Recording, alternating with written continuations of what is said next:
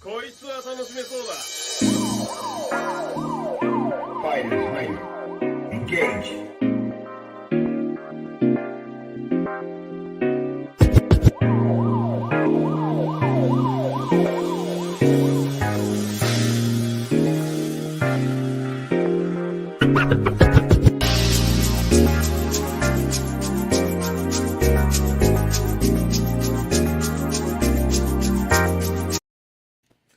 All right, what's going on, everybody? Who we 186 back again with another podcast, the Overrated Podcast, episode 50, landmark episode.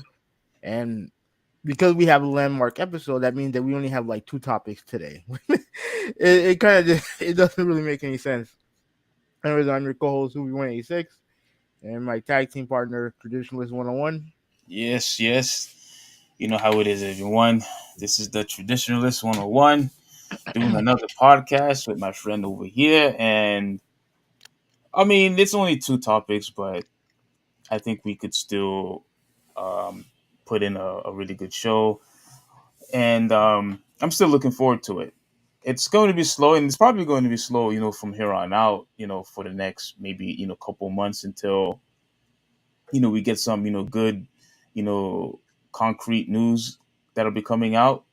Because, now with no sports, at least sports that I'm not, interested in, basketball is out, football is not in yet. I mean, there's going to be, some college because doesn't college football start soon? Fairly soon.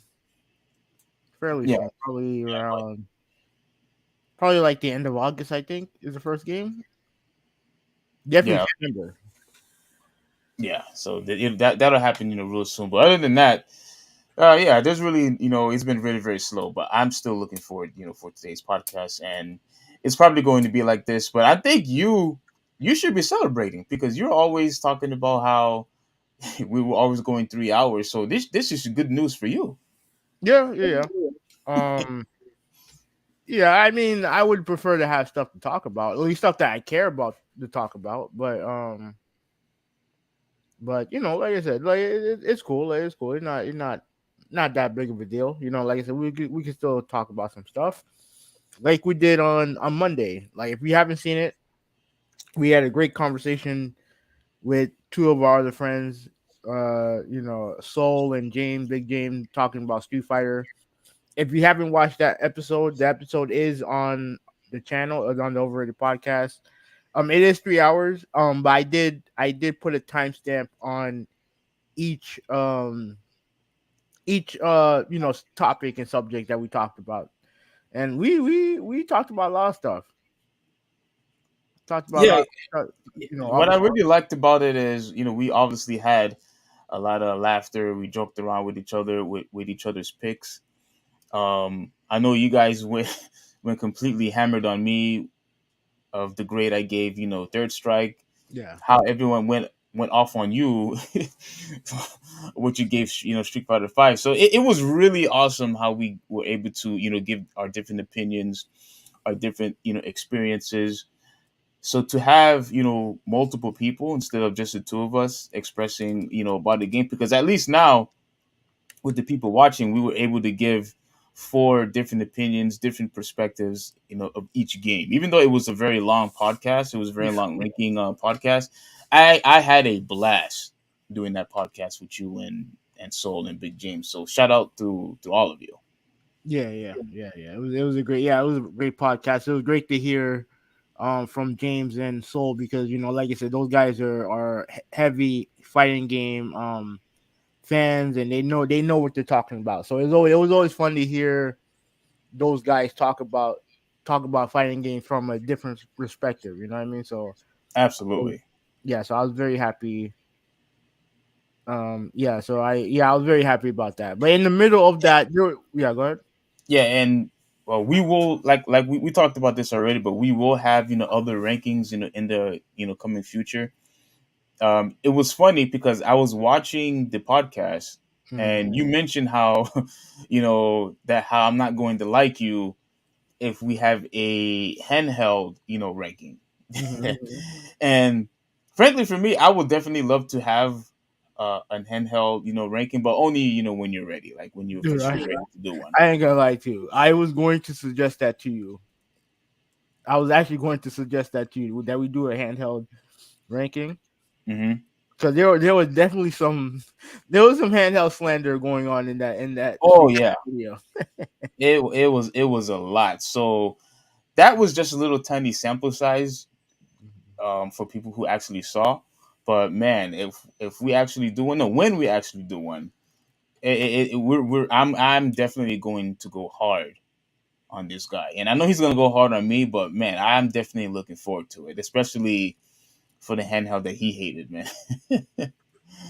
And right, I can't wait. I Okay. can't wait for that one. So yeah, we're definitely gonna have to plan on doing that, real soon. Mhm. Now let me read some comments before we get started, right? So obviously, Malta showing his support. Obviously, thank you for showing up, bro. Nolan's in the chat. Now regarding now when it comes to golf, tennis, and F1, right? Like I when it comes to F1, I'm someone who I'm very interested in trying to get into Formula One when it comes to like the drivers, right? Because the one thing that fascinates me about F1 is how popular it's getting in this country, in the United States. Like obviously, and overseas is very popular, but the surge in popularity in this country is pretty. It's been pretty insane. It's been pretty insane to see. So I'm interested to learn more about the characters behind Formula One. And then you have this thing with Live Golf. Like, yeah, I know about that too. That's crazy. And then I think they wanted Charles Barkley to be a commentator for Live.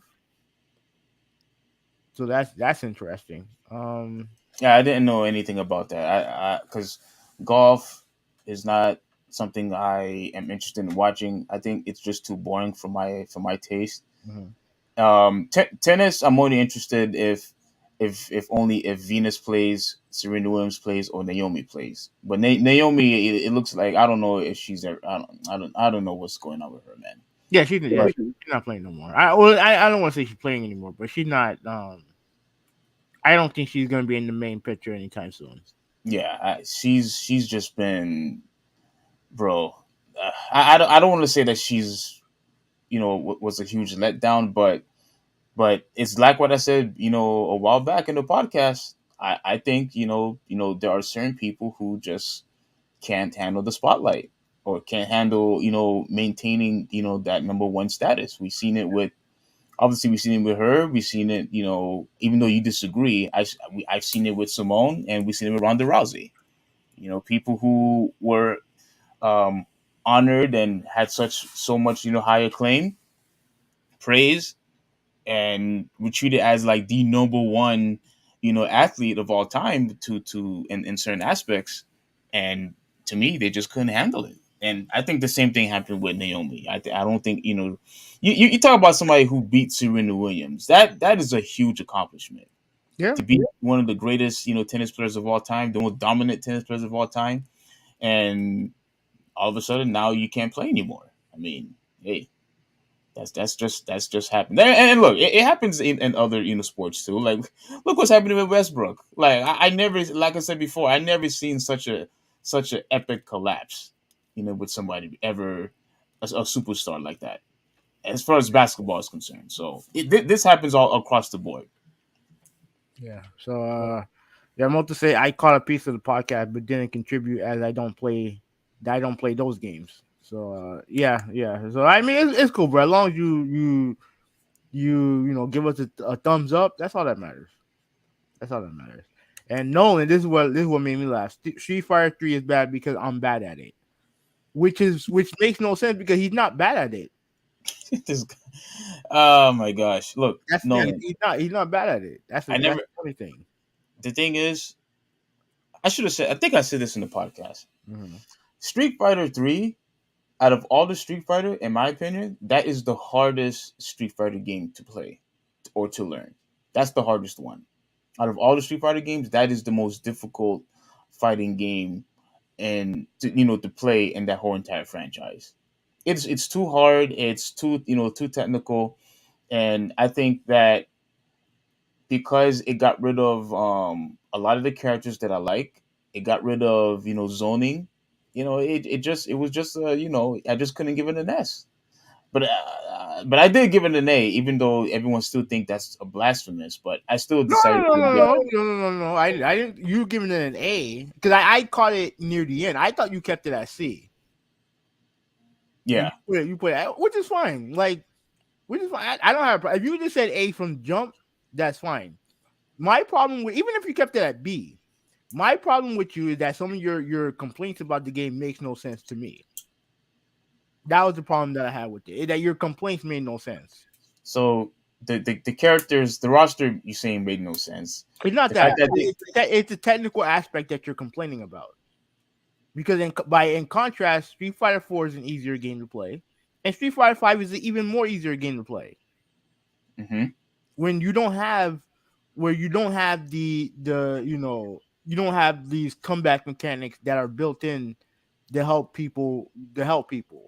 You don't have that in Third Strike. You don't have that in 4 either. Not as much. Not definitely not as much as 5. Obviously, 5 went overboard, and I think they realized that. Yeah, So, but you're and then the slander that the Hugo slander to me still to this day makes no sense. you only Yeah, saying I'm gonna say this right now. I like Zangief. I do like Zangief, but when it comes to wrestling characters, I'm picking Hugo over Zangief. uh, Hugo is not. Nah, I'm not feeling him at all, dude. I prefer Hugo over Zangief. Not feeling Hugo at all. More than half, about half of those characters, and that half of that roster, those characters I don't care about. Uh, I guess. And you, I remember vividly how you used to hate Necro, and all of a sudden now you want to be on the Necro bandwagon. No, Like, get out of here. I used to I labbed with Necro for a little bit. He's not a bad character. He's not. He's not. If you want to say 12 is a bad character, yeah, I'm with you all day. I'm with you all day. But when it comes to Necro, I don't think he's a bad character at all. I Dude, way prefer him to over Dulcim. that dude is garbage. I think the fact that they replaced two characters for Necro was an abomination. Hmm. No. Ruben Cogburn, thank you for showing up. He said that blood money, that these Saudis with money want to play the game for people with money, but was to ignore Khashoggi. And that's the problem. That's the thing with Live Golf is the Saudi golfing corporation, right? You had the PGA Tour, which been the long standing one for a long time. And what Live did is they get, because the thing with golfers make money based off sponsorships and winning tournaments, right? They don't really technically have guaranteed money. They don't make money just for being a pro golfer, Hmm. right? And what the Saudis did, they created their own golfing federation, and they give these guys contracts, guaranteed money, pretty much guaranteed contracts. So a lot of the pro golfers have moved over to Live, and and there's been a huge controversy because the PGA Tour, they have partnership with all these sponsors and all these tournaments, and some of these guys, they're saying, oh well, if you go to Live, you're gonna lose your sponsorships. There's gonna be tournaments that you can't enter in and stuff like that. So it's a big whole big there's a whole big to do with that. Hmm. Yeah. So no one says that Osaka is doing good. Let me I don't think she's been playing though. let me look at her ranking. Let me see where she's ranked. So, let me see. But even with that though, that's really the only times I actually watch golf to to watch those girls, to watch those ladies perform. Other than that, I'm not really interested in watching tennis. I said golf by accident, but I'm not really interested in watching tennis unless one of those three are playing. Let me see. You know what I'm saying? And as far as other sports is concerned, there's others that I do care about watching. Like I still like watching UFC. I know you do. We're And actually gonna watch it. We're actually watching a We got the rematch between Amanda Nunes and Juliana Pena on the 30th. yeah, Yeah. So. and Oh, okay, okay.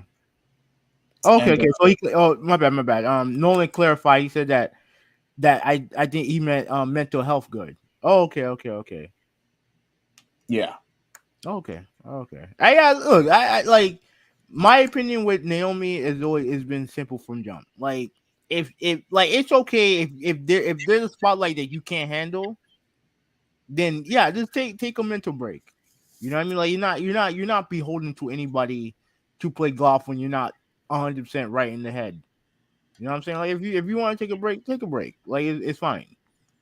I don't think anyone should judge you based off of what you deal with. And she deals well, with and she deals with a lot of bullshit on the internet, which is well, unwarranted. well, is it's like what I always said, and you've been guilty of saying the exact same thing. When you decide to take a profession where everybody could watch you and that everybody could judge you, you have to take the good and the bad. You have to take that the fact that people are going to boo you, or people are hating No, on you. I but mean that's just that's all sports, not just tennis. if she just dealt with booing, that would be fine. But she don't deal with you don't deal with she don't deal with just booing. Yeah, yeah, she deals with people calling her names. She has to deal with going to to the post conference. Yeah, she doesn't like to do none of that. But a lot of professional athletes don't like doing that. But that's part of the job. And if you don't want to do your job, then just go play in the YCA where nobody's going to talk about you. Go play at the park where nobody's going to watch you. Nobody's going to talk about you. But I if feel you like want, if you I feel like she did that, and you still criticize her. if you want, if you She don't went want, away. She went away, and you still criticized her. if you don't want to play, if you don't want to play, then go away and stay away. That's it. That what she did. No, she didn't stay away. I mean, she went away, and you still criticized her. Yeah, people still criticized her, and so did I. Yeah, So you saying, oh, if you can't handle the pressure, go. Then she goes, and you still criticize her. yeah, I'm still going to, I'm still going to criticize you because if you're going to sign a contract and you had people paying money to watch you, and you had people investing their emotions, their time to watch you perform, and then suddenly you just want to quit, oh, because I just couldn't handle the pressure. Of course people are going to criticize you for that. Of course they're going to criticize you for that. I mean, we're doing it. We're doing it with all the men in sports. I mean, just because the women, that doesn't mean they're excluded, from all that criticism. No one They're says go- that. they're going to get just as much as everybody talk crap about Ronda Rousey. How everybody was talking trash about Paul George. I mean, it's everywhere, dude. It's everywhere. Right. No one said it best. Damned if you stay, damned if you go. Once He ag- also once once again, Nolan, that's the consequences. You have to take the good, and you have to take the bad. Ruben said, "When are we going? When are we gonna go to Planet Fitness, Steve? When are we going?" Dude, I would no. I mean, we could go today if you're truly serious about working out. Dude, we could go today. After we could do it right after the podcast is over. But All I know right. you're not going to do that because I'm pretty sure that caught you by surprise. All right. No one said that I like Remy. I do too. I do too. Remy is garbage. Remy is nowhere near as good as Guile. Not even That I close. never. That's not what he said. He didn't compare him to Guile. He just said that he liked Remy. That's it. Okay, okay, that's fine, but he's nowhere near as good as Guile, No one, no and one, no one said and anything about Guile. he should have never been. He should have never replaced the Guile in the first place. He says he also likes Q. Who's also garbage. All right. Raggy Joe. Shout out to him. He said that I prefer tennis over golf. Men and women tennis is so good. Um, to me tennis. I don't mind tennis, but I can't watch it. Like if it's like a big championship match, then I'll watch. but I can't watch like regular. I can't watch tennis like that. It doesn't do it for me. So Yeah, me too. Like I said, I prefer to watch women play tennis than men play tennis anyway. and golf, golf. Like I can play video game golf. I don't mind that, but watching golf like in person, not it's not for me. I actually would like to play golf, someday. So yeah. All right. So So we got some more. yeah, Ruben said I think she's getting a new coach soon. Okay, that's cool. Ruben also said there were some issues with her and LeBron where there was a sponsorship they took that translated to something offensive in Swahili. I didn't hear nothing about that. Wow, that's very interesting news. I didn't hear about that either. And Ruben said bet he'll text you. All right, go ahead. Go ahead and text me. And then Multa said y'all better go to the gym and make those gains. So let's see. No, yeah, trust me. I've been going to the gym, constantly lately. I actually feel really good. But yeah, what's so funny? This comment right here. Hold on a second. Let me read some more. Said Nolan said that Gal is dope. Yeah, I agree. He looked good in the new game, so I'm looking forward to using him. And then make those games. Multi said and play basketball. Joe said no one brought up Guile. Quit being butthurt. I mean, okay, that's fine. You don't have to bring up God, but what I'm saying is, Remy was used as a replacement, and I think that was an awful, awful, awful trade. Bring back Guile, which what they did. You don't see Remy back on 6. You see Guile in 6. Matter of fact, you didn't. Remy wasn't even in 5. No, he wasn't. He wasn't in 5. Why? Because he was a garbage character. That's why. Personally, I would like to see him come back because I think his moveset is unique enough to distinguish himself away from Guile and Nash. No, it's not. And yeah, it is. Yeah, it is. I lied with Remy. You didn't. He has a very unique moveset. The only thing that's different is the flash kick. The only thing that's the same is the flash kick and the sonic boom. That's it. That's it.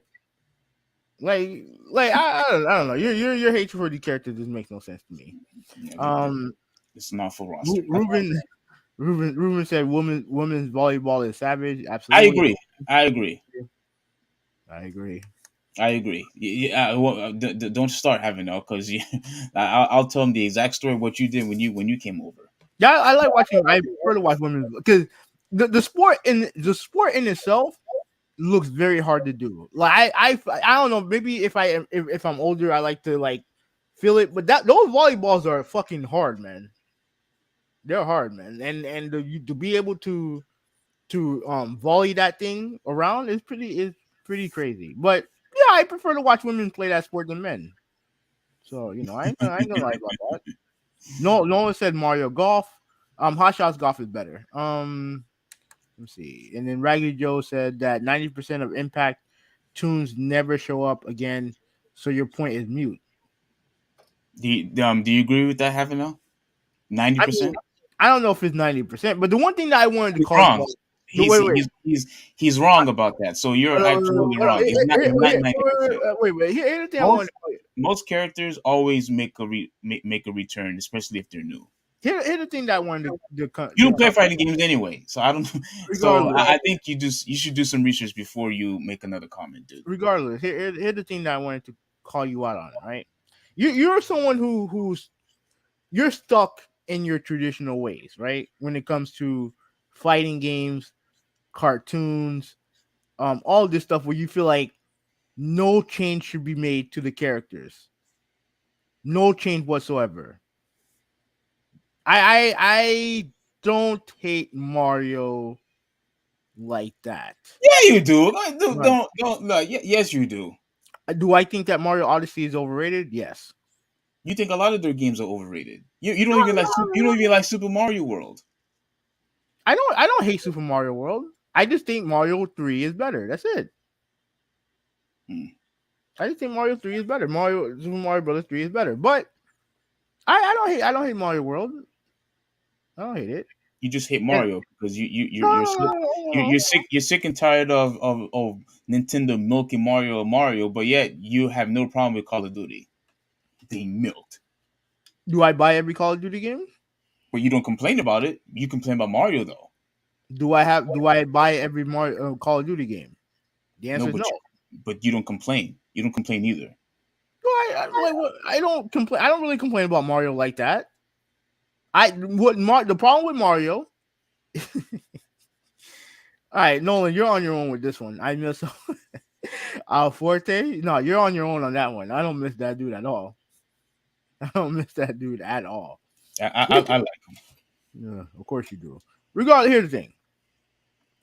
Like the Mario thing, my problem with Mario is a bigger issue that I have with Nintendo in general. Like I can say what I want about the Mario franchise all I want, but when it comes to games, yeah, the games are fine. Now these niggas is trolling. Now Ruben, these niggas are trolling now.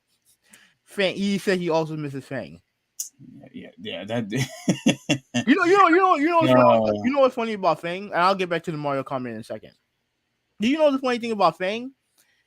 If they made some modification, if it was just a Japanese version of his character, I would be okay with Fang.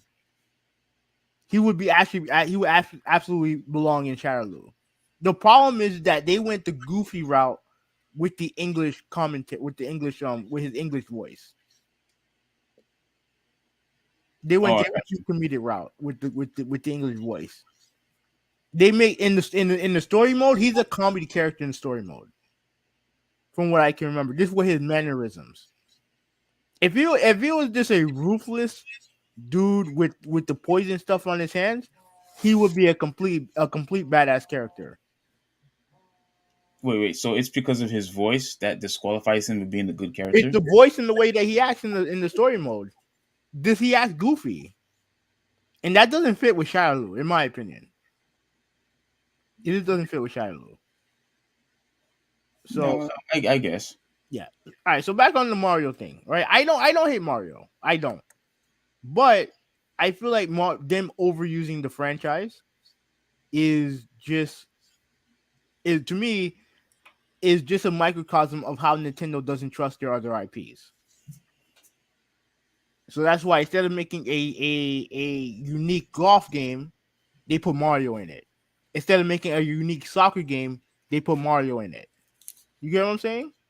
I mean, other companies have done the same thing with their characters. You see that with Sonic. And look what that done with Sonic. A character who's been in far worse video games, being used and abused by a company that used to be great. You seen that with Crash Bandicoot also. Yeah. Yeah. So Nintendo's not the only one that's guilty, by using Mario for different genres in their games. Yeah, but which one had the most and which one abuses it the most? Yeah, Nintendo. Exactly. All right. So Joe said that most of the new people on Impact didn't come back, only a handful. But that's wrong. If you're talking about Second Impact, they all came back to Third Strike, and a lot of them came back on 5.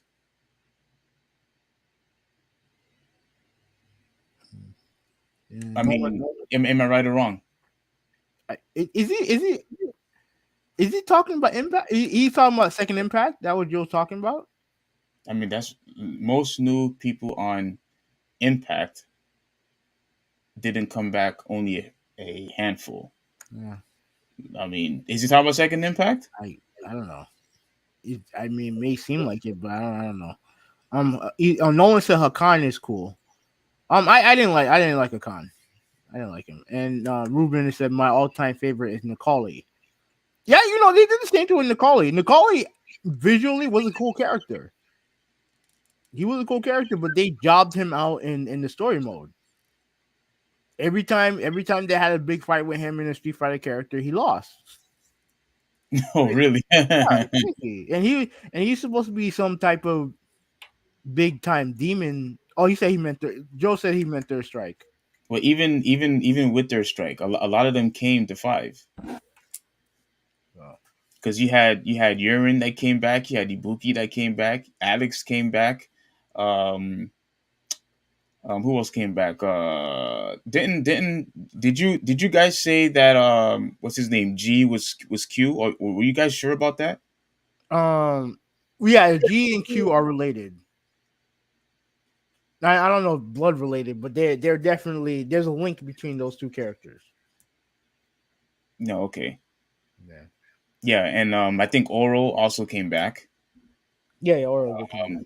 Yeah, so I But mean, I think there was more. I think there was more Third Strike characters in 4 than 5. but in either case, both when it comes to Third Strike, they made a return on 4 and 5. Yeah, Yeah, so oh yeah, and Hugo was another one. yeah. No one said that there should be no Shadowloo now. When we gonna transition to Illuminati and Gil, who's my But favorite of all time? but they did that Um, already. yeah, they did that. They did that already. I don't know who's gonna be the main bad person in 6. I don't know who's gonna be the boss in 6. Um, yeah, I don't know who's gonna be the bad guy in 6. And no one said that we need Hugo. And I agree. I think Hugo to me Hugo's the best wrestling based character they have in the game in the franchise history. Zangief is the most iconic. Never gonna argue with that. And part of what happened with Zangief is what they did with him in 5. I hate Zangief in Street Fighter 5. Um, what happened? I Why? mean, they neutered the shit out of him when it comes to his move list. Now he does have air grabs. He does have like a air command grab where if you jump in and do the full circle, you'll do like a spinning slam on your Hmm. opponent. That's cool, but everything else has just been it's not cool. Like he doesn't have the back fist or nothing like that at all. You mean And the green hand? the green, yeah. Well, I call it the back fist, but Okay. yeah, but the green hand, he don't have that. And at least I don't think he does. Like I said, I haven't played the game since Championship Edition, so I don't think if they added it, I would have seen it. And I don't like his V trigger. His V trigger is dumb, and his special is dumb. Yeah, it's special. I still don't understand how that special works. I really don't. No, they knew the shit out of that dude. But yeah, but I like Hugo. Do need to come back. Yeah. Yeah. Okay. So I mean, is there anything going on in the weekend for you before we get started on the podcast? No, not really. I'm not really going to be doing much, but just work out Mm-hmm. and relax and read some read some Bible because I won't be working again until Tuesday. So Mm-hmm. I have all this the rest of this week off, and I'm going to be just working out, relaxing, and doing some more workouts, and that's pretty much it. Yeah. Me, I'm be working. That's pretty much it. Pretty much Yeah. just gonna be working, You and you work every weekend. yeah. So it is what it is. So, anyways, on to the first topic. That this is you, buddy. Okay, so this was a very good discussion. Just to let you all know, right? It's really good that you all participate. It makes the podcast even more fun and more entertaining. Just so Yeah, you all know. yeah. And So if I check out the Street Fighter podcast, um the tier list podcast. Like I said, I'm gonna have the tier list of everybody in the description when I get a chance. The the timestamps are there also. So if you wanna hear our discussion on for example, if you want to hear our discussion on the OG Street Fighter, we have that. Every iteration of Street Fighter 2 is down there, and Third Strike as well. So and plus other stuff too. So yeah, give that a go. and I actually been seeing some. The views has been gradually increasing. So I'm assuming people are, watching our stuff.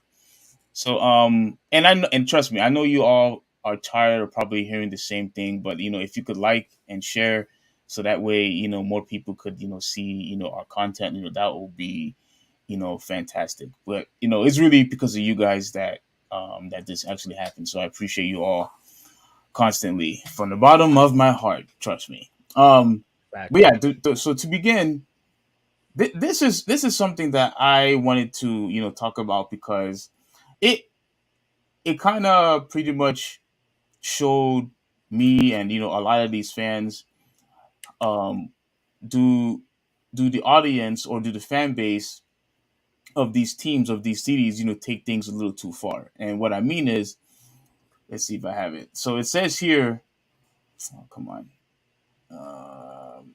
man, these ads.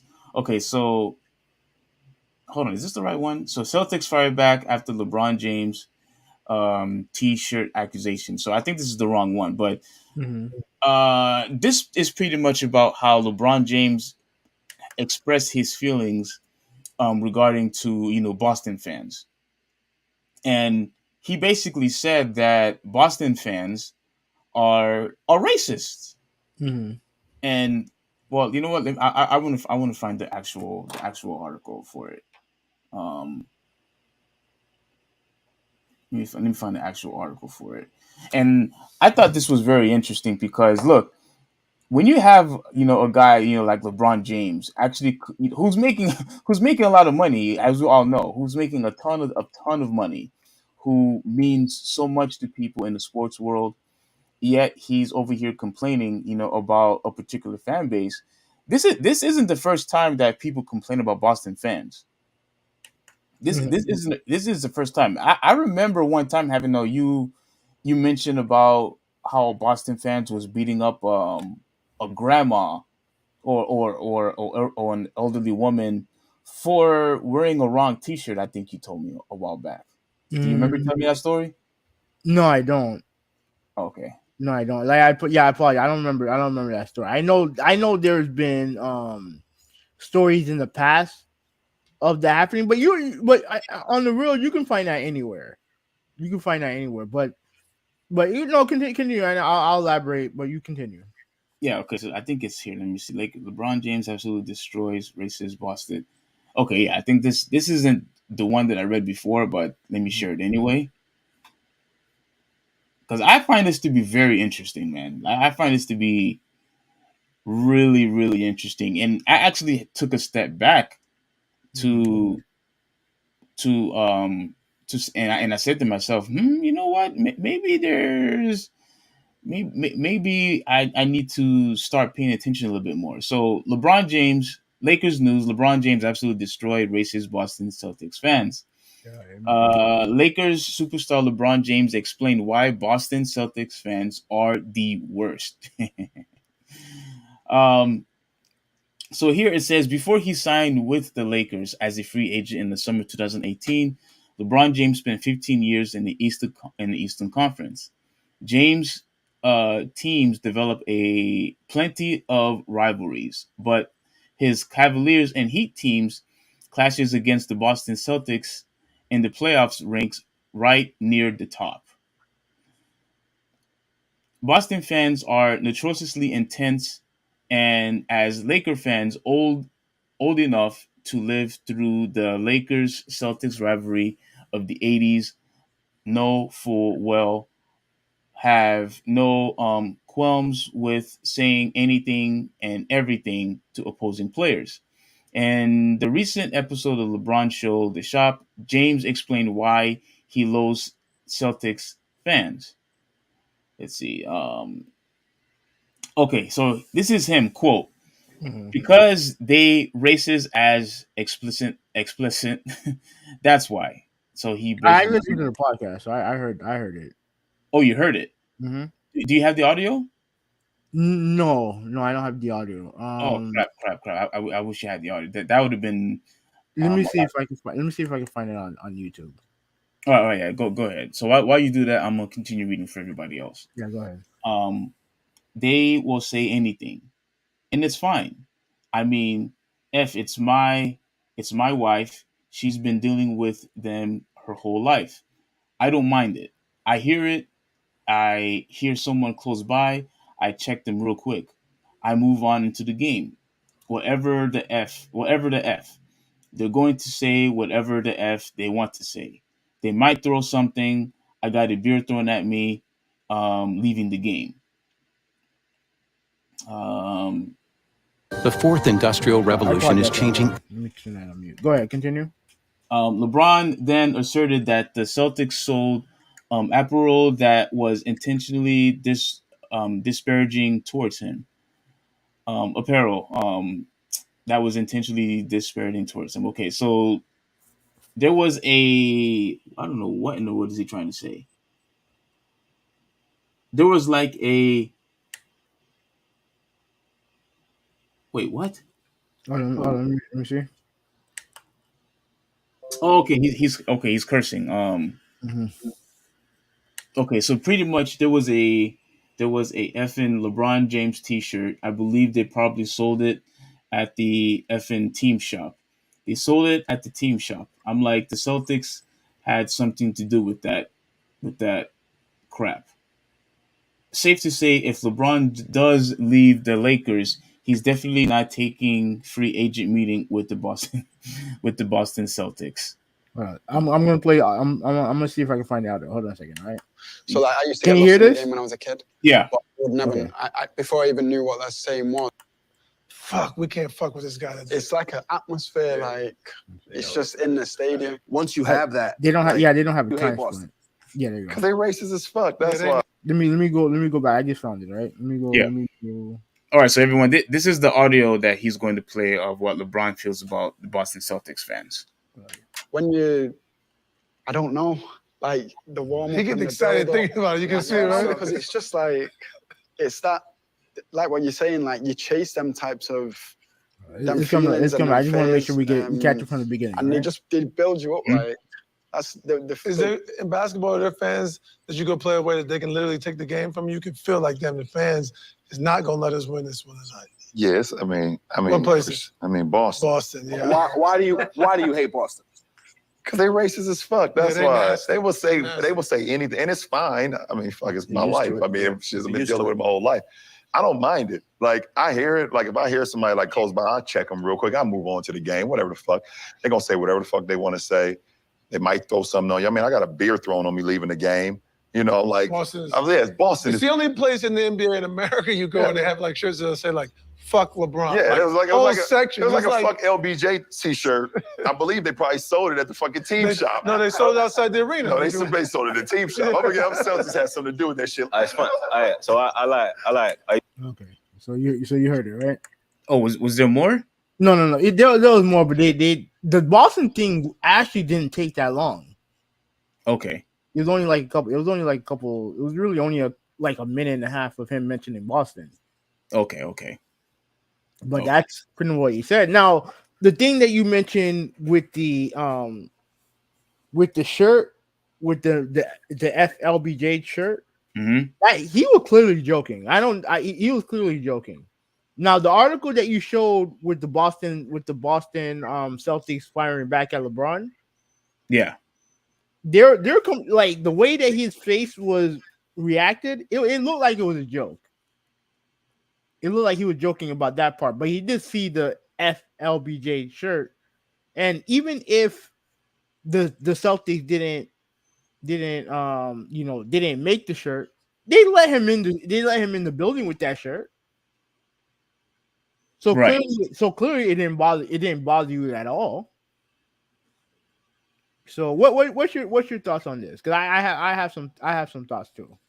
Yeah. So all right, the thing is for me, everything that he just said in that audio and the quote that I read, pretty much the same thing. I mean, I was really hoping this might sound crazy, but I was hoping for more details. I wish he kind of went more, in depth of where it was actually a racist issue. You know what I'm saying? Like, because look, when it comes to getting beer thrown at you, and like how the guy threw popcorn at Russell Westbrook. But that was, I forgot what city that was in, but The people, where he got dumped in with popcorn. yeah. Oh man, I want to say it was Philly, but I don't think so. It either was Philly or Utah. Okay. So yeah, when it comes to things getting thrown at you, this is something that happens across the board. We seen this happen all over the place. People hate on you. People dislike you, and especially if you are a huge superstar, you're gonna have a lot of people that hate you. So I don't necessarily think this was a is necessarily a race issue, unless he actually gave us some concrete evidence of them being actual racists. But everything that he said that they did, they pretty much do to everybody else. I don't think this is like something that is exclusive for LeBron James, in my opinion. So that's one thing. I do have something else to say, but I want to hear what you got to say. Okay, first, let me do some housekeeping. Ruben said that Biggie, Cody Rhodes are healing well. That's good. Yeah, I know. I heard about that. So good for them. And Nolan said that everyone knows Boston's been racist, and this is the reputation of that fan base. It's two fan bases that you hear a lot of this racist stuff from: Boston and Utah. Those are the two places. And I known about that for a long time. Mm-hmm. So pretty much pretty much like what LeBron James said doesn't surprise me. It really doesn't surprise me. Because one, think about it like this: he's had fierce rivalries with that city, right? And like people are gonna hate him for it. Yeah. And that's common. Like and pretty much that's what he said because like I don't know, there's something about that city, man. Like that's just how they are. Now it doesn't. I don't think he's saying all of them are. I don't think he's saying all of them are, but there's enough there to where it's noticeable. And it's not just with the Celtics. The Red Sox deal with that shit too. You know what I mean? So, it is what it is what it is. It is what it is. And, like do I think every fan base is like this? No, I don't, because we don't hear a lot. We don't hear that much stuff about, as bad as Philly fans are. You don't hear that. You don't hear any real racist shit from Philly. You don't hear that. You don't hear it from New York. You don't hear it in Chicago. The only two places you hear it from is Boston and Utah. Mm-hmm. And in Utah, I actually understand it more because if you look into that crowd, it's mainly white people there. You know what I'm saying? It's mainly white people in that building. In Utah, right? Yeah. And that state is mainly, conservative. You know what I mean? So it's like it makes sense in Utah. Boston doesn't make any sense. Well, it does, but I feel like there's more, like when it comes to the Celtics fans and the history of the Boston Celtics, it doesn't make any sense because obviously you look at Bill Russell, one of the greatest, arguably the greatest Celtic of all time, one of the greatest Celtics of all time, but he's not as loved and revered as Larry Bird. Yeah, And I agree with that. he literally has 3 times the championship Larry does. But he's not as loved and revered as Larry. And there's a reason why that is. You know what I'm Yeah, saying?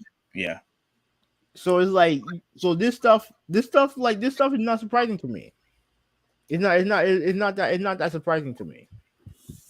But it's crazy that really like a minute of him talking about Boston has created some of this outrage. But that's just how LeBron James is. When you say that's how LeBron James is, you mean like he complains a lot? No. Like everything he says and does makes headlines. And this really is not headline worthy. It's just something that he said that he witnesses.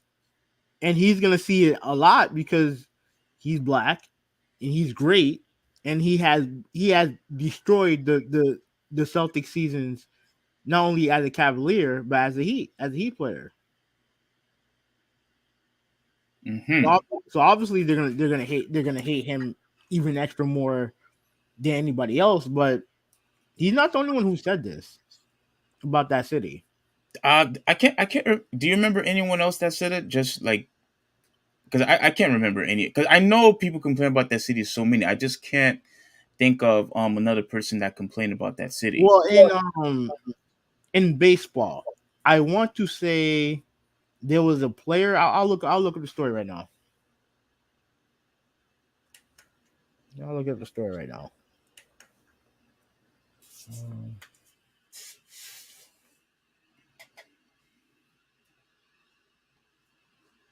Okay.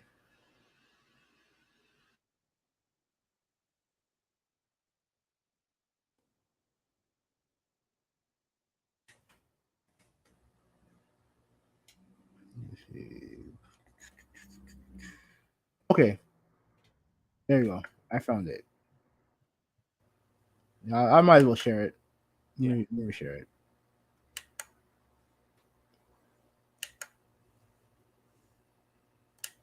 Go to the tab. Share. Okay. Oh, come on. Fuck out of here with this. All right. Adam Jones says Boston fans taunted him with racial insults. This was 5 years ago. Okay. This 5 years ago, but this I remember this. I remember this like it was yesterday.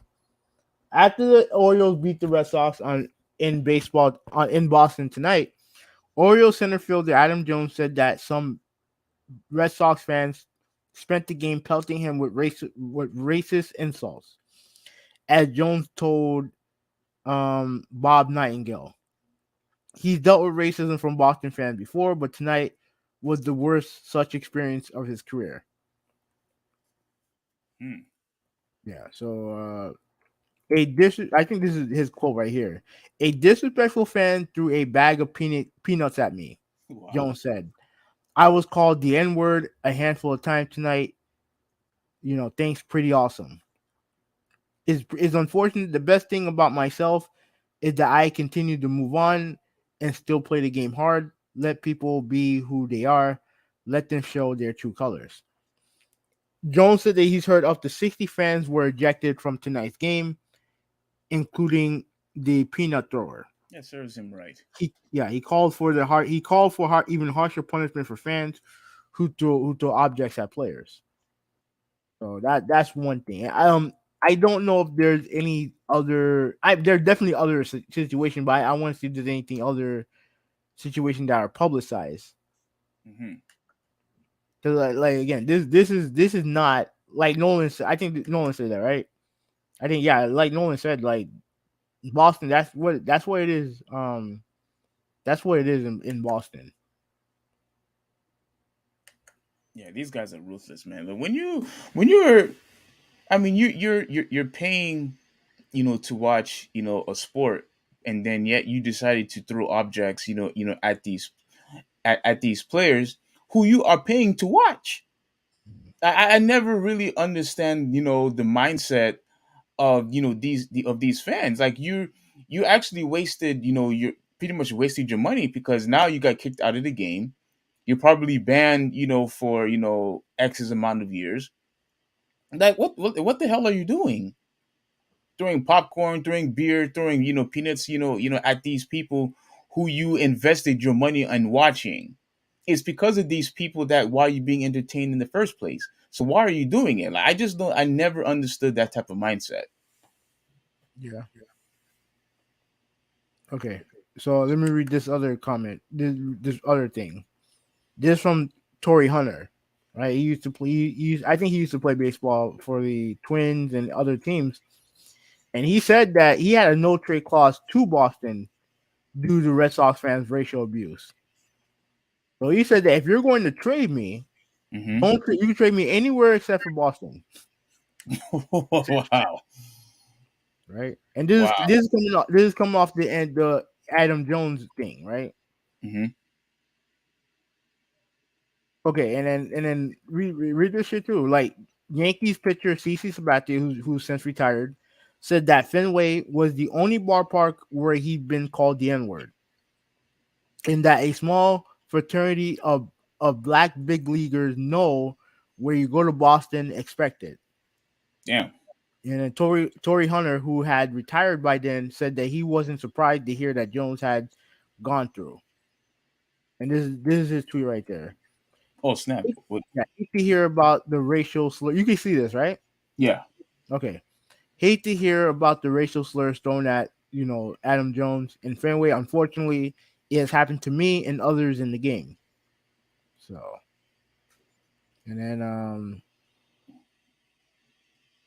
Oh wow. So yeah, that one right there where he says the abuse Hunter endured, um, there led him to decide that he never wanted to play for the Red Sox. yeah, David Ortiz told ESPN shortly after the Jones incident that he had approached Hunter, who was his teammate with the Twins, about joining him in Boston, and Hunter refused due to the treatment from fans. My gosh.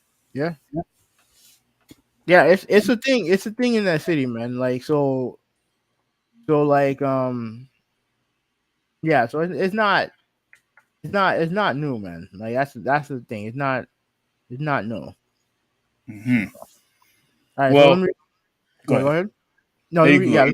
yeah. Let me read some comments. Ruben said that No Man's Sky just added freighter ships. I mean, that's nice.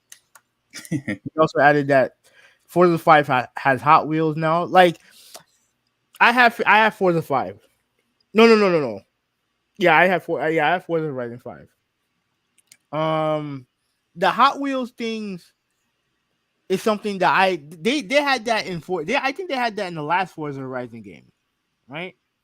And I've never done it. I've never been into Hot Wheels. Have you? No. Yeah, it's just not my thing. It's cool. It's cool to have, but I've never been into it. Yeah, I never been. Were you a fan of the toys? No, not really. No. Like the thing is, I always wanted to have the toys and the cars and and have them go on the ramps and things like that and build it. But the thing is, my parents never bought it for me. So as I grew older, I just never I no longer was interested because they just never bought me the stuff that I wanted. At Yeah, least yeah, some of the stuff. But anyway. yeah. Ruben said, yeah, they were in 4. Yeah, and I didn't touch it in 4. I may try it in 5, but I'm not 100% sure because Hot Wheels was never really my thing. Like it just wasn't for me. But it's a cool thing to have. Definitely a cool thing to have. Nolan said there is racist and there is aggressive. Coming from someone who won't be traded anytime soon. Wait, hold on. Ruben said, "Who's so racist? Players feel abused playing there." So yeah. So and then Ruben said that I love Hot Wheels and Matchbox, and I had the Tic Tac Total Track. Okay. Well, I never played the game, so I'm not really sure Yeah. regarding that. But um here's the thing that I also wanted. Did you want me to read the other article about the fans' reaction? Yeah. Go ahead. All right. All right. Let me take this one off.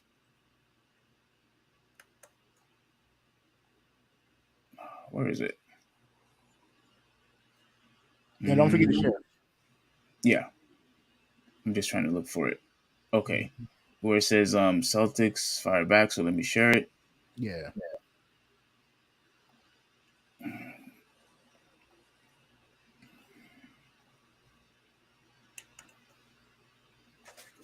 So Celtics fire back after LeBron James t-shirt accusations.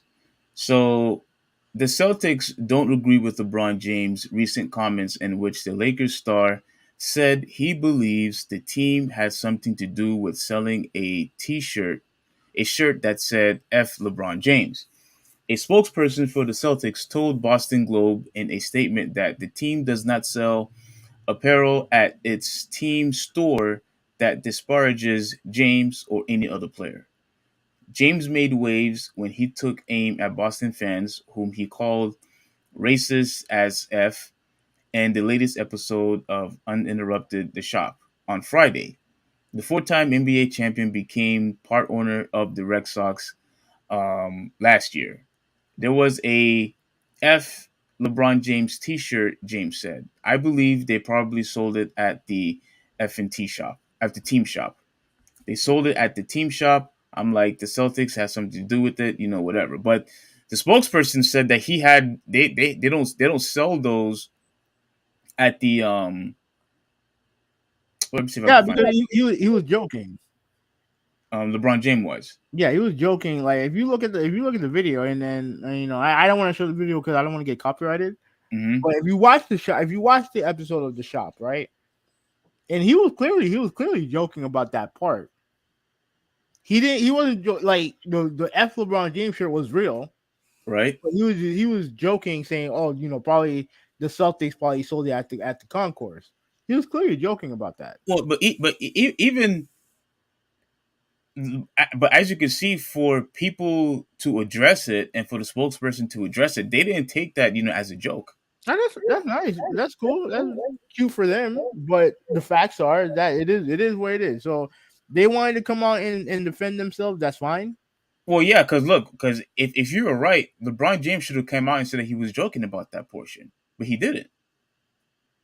I mean, I I guess, but I feel like I just feel like they're just doing a little bit of damage control. But I think like it is what it is. But it's not, to me.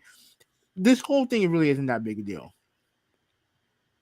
It really isn't, because Wait, everyone. so does that mean so everything that LeBron James said and the articles you were showing about the Red Sox, all of those shouldn't be a really big deal? No, not in the sense to where it's a surprise. It's not a surprise. Like if they want to catch people doing it. 'Cause I remember I had a conversation with this one guy, right, who ironically was black, right, and there was a situation where this might have been the situation with Adam Jones, where he was mad at Jones, like he was mad at Jones for complaining about the racism Mm-hmm. that he was dealing with, and he said, "Well, he makes all this money, he shouldn't be complaining."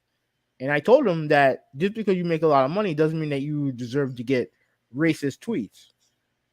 Yeah. Not racist tweet, but you don't deserve people to call you the N word or whatever. Yeah. That's what I told him. And funny enough as it is, he was getting a lot of likes. And I look at the likes, and it's all white people with the American flag emoji in there, right? All the typical racist white people that you see on social media, Mm-hmm. right?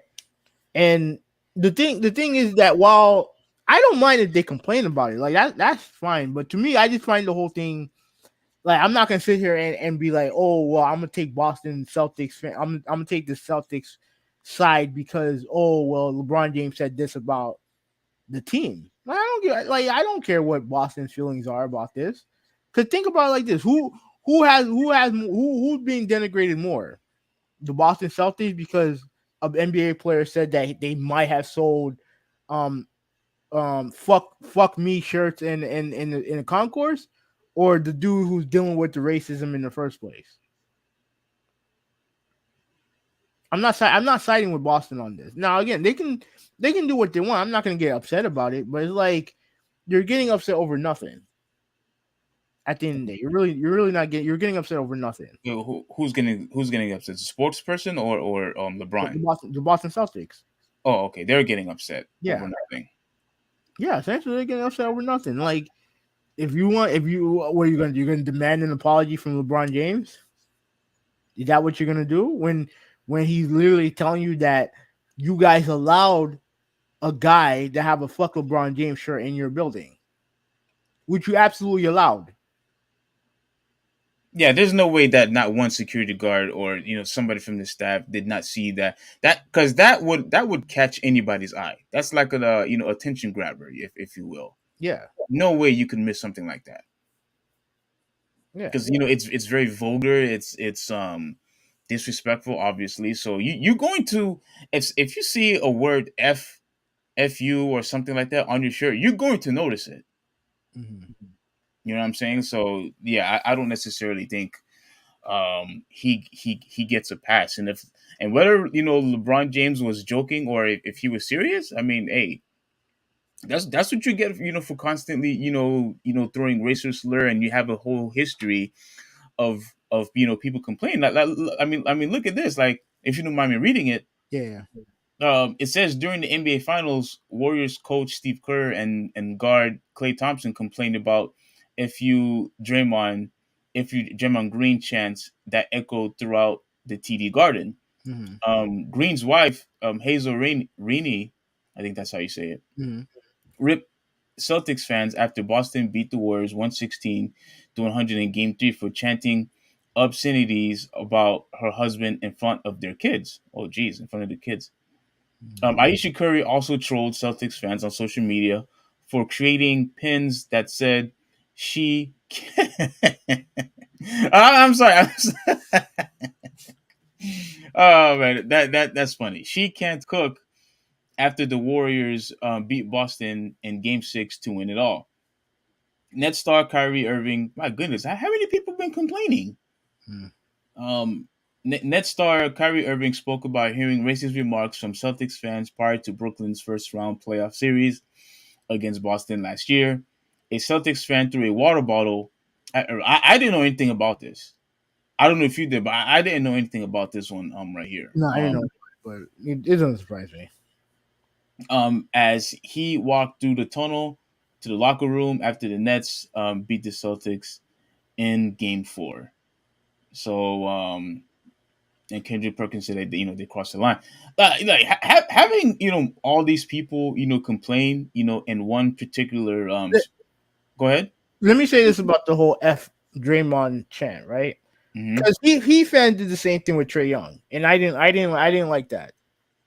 Oh, the Heat fans did. They did that to Trey Young, and I didn't like that. Because here's the thing: one, he wasn't playing well anyway. So what is there to get rattle him for? He was playing like garbage anyway. But two, and most importantly, I don't want Miami fans to act like Boston Celtic fans or New York Knicks fans. Well, they'll chant these. They'll be far more likely to chant these type of obscenities at players. Like I don't like that. I don't And like that. this, You can boo. You can come up with funny chants like the thing. Obviously, the thing that you like to mention about Giannis, the whole countdown thing that started in Miami. yeah, Miami started that. Yeah, Yeah, you're right. Miami started that, and that was funny. It wasn't mean spirit. No, I know. Yes, it was. Come on, dude. Well, I mean, You making a you think it's more. It's not as bad as F that player. no, but like you intentionally making fun of the dude, ridiculing the dude because you knew he had a habit of staying on the line for too long, and you want to do a countdown to where now every single city was doing it. Come on, having that was mean spirit. No, there's a difference between funny and derogatory. There's a difference. Agreed. I remember when LeBron James came down here the second time, right? He came down here the second time, right after he left to go back to Cleveland, and he didn't play because apparently he was hurt. Quotation marks. He was hurt, right? Yeah. And he fan chanted, "LeBron is tired." That was what they chanted. Okay, And I thought that was funny. Mhm. And LeBron James was on the bench laughing about it. Like stuff like that, I don't mind. It's just the whole F this person, this and that. That part I don't like. Yeah, you think using obviously explicit Yeah. language is too much. No, it's like you can cheer against a player, but you don't have to like chant to the point where you're hating on the player. Like that I don't like. Yeah. That part I don't like. So, I don't want to sit there and just be like, oh, Boston fans are the only people that do this. Miami did it too, and I didn't like it then too. Well, there were the one thing I wanted to address is that, like, look, when you, I mean, man, I really hate saying the same thing over and over again, but I mean, like these wives, I mean, they have to also realize that, when you're in a public space, someone wants to go against your husband, like unfortunately they're going to take it on you. Yeah. They're going to take it on you. And now look, this whole thing right here where it says that she can't cook. Hey, listen, that's on you, sister. Like if you can't cook and they want to use that against you to rattle you, and if that's a way to get at Steph Curry, they're going to do it. They're going to do it. Now look, if if it really if it really bothers you, that much, for them to say that I they mean, actually he chose him back, so like that's not mean spirited. That's just banter. That's just fun banter. I don't yeah. find it to be mean spirited. No, I think it's funny. I mean, Yeah. I think that's really, really funny that they chanted that that you can't cook, but overall, family, friends, like they all need to also realize. Listen, if there's a city that hates a particular player, and you're related to that player, or you married to that player, or you best friends with that player, they're going to go after you too. They'll do whatever it Oh, possibly what do you can. mean by go after you? Like they'll probably call you names, or they'll probably boo at you, or they'll say, "Oh, your husband sucks." They'll say, "Oh, having no, your best friend sucks. He's garbage." You're friends with a guy who can't shoot. You know what I'm saying? Like it's going to. That part, I don't know if I can agree with you there. What I'm telling you is it happens though. That's what I'm trying to I know tell it you. happened, but I don't. You're not justifying it, are you? I mean, it is what it is what I'm saying. Like it just that's just part of the game. I That's just part of the game. Like remember, we had this discussion when we was talking about Westbrook, yeah. when if kids at the school are bullying his son or making fun of his son, that's saying that your dad can't shoot, or like when Kendrick Perkins said that, oh, your dad is Kendrick Perkins, and the little kid's like, yeah, and Kendrick Perkins said on First Take, they made fun of him because, oh, your dad only averages 2 points, or 4 points, and whatnot. Like this happens again. This just happens across the board. They're going to make fun of your family. They're going to make fun of your friends. They're just going to make fun of their whole entire organization. That's I just think how it I think is. I think there's a fine line between like if you want to criticize the player, that's fine. I don't think family has to be part of that. If you because remember the person you're cheering against is the man, not the family. Correct. You're cheering against the man, not the family. Because at the end of the day, you can cheer and boo against him all you want. At the end of the day, like he all he's trying to do is just play. All he trying to do is provide for his family. Yeah, yeah, That's all he's there for. yeah. He's just doing his job. He's trying to provide. He's Yeah. trying to make money. He's trying to win. Yeah. So so there is a fine line there. Like obviously, if you're a family member and you're going into a hostile environment, I would say that don't be surprised if you hear That's what I'm saying. stuff like that. But that should never be directed at them. That should never be directed at them. Mm-hmm. That's pretty much what I mean. Like I agree with you when you say don't be surprised if you hear it, but it should never be directed at them. You get what I'm saying? Like, and then obviously with the school stuff with Westbrook, that stuff is a little iffy also. Like it You think so? yeah, it is iffy because at the end of the day, like you said, he's like everything that's going on with Westbrook, all the criticism should only be directed at Westbrook. It should only be directed at him because he's the one that's out there performing, poorly. So he should be the one that deals with that. The family, not so much, but like I said, in that city in LA with the Lakers, they're very diehard about their fan base to the point where it's borderline lunacy. Mm-hmm. So it doesn't surprise me that his family has gone through it. So let me read some comments from Nolan and Ruben. Nolan said that the racists don't like to be called racist. That's 100% true. 100%. Ruben said no, that S LeBron shirt was done by a very good print shop in Massachusetts. I'm sure it was, but ultimately, whether or not, obviously, I don't think Boston had anything. I don't think that the Celtics had anything to do with it. But clearly, they didn't. They didn't. Clearly, they didn't stop him from putting it on there. So what are you complaining about? Well, but at the same time, though, although I think is inappropriate, although I think that was unnecessary, I still wouldn't even put that as a racist issue either. No, Having a F LeBron James shirt, I wouldn't call that as a racist issue.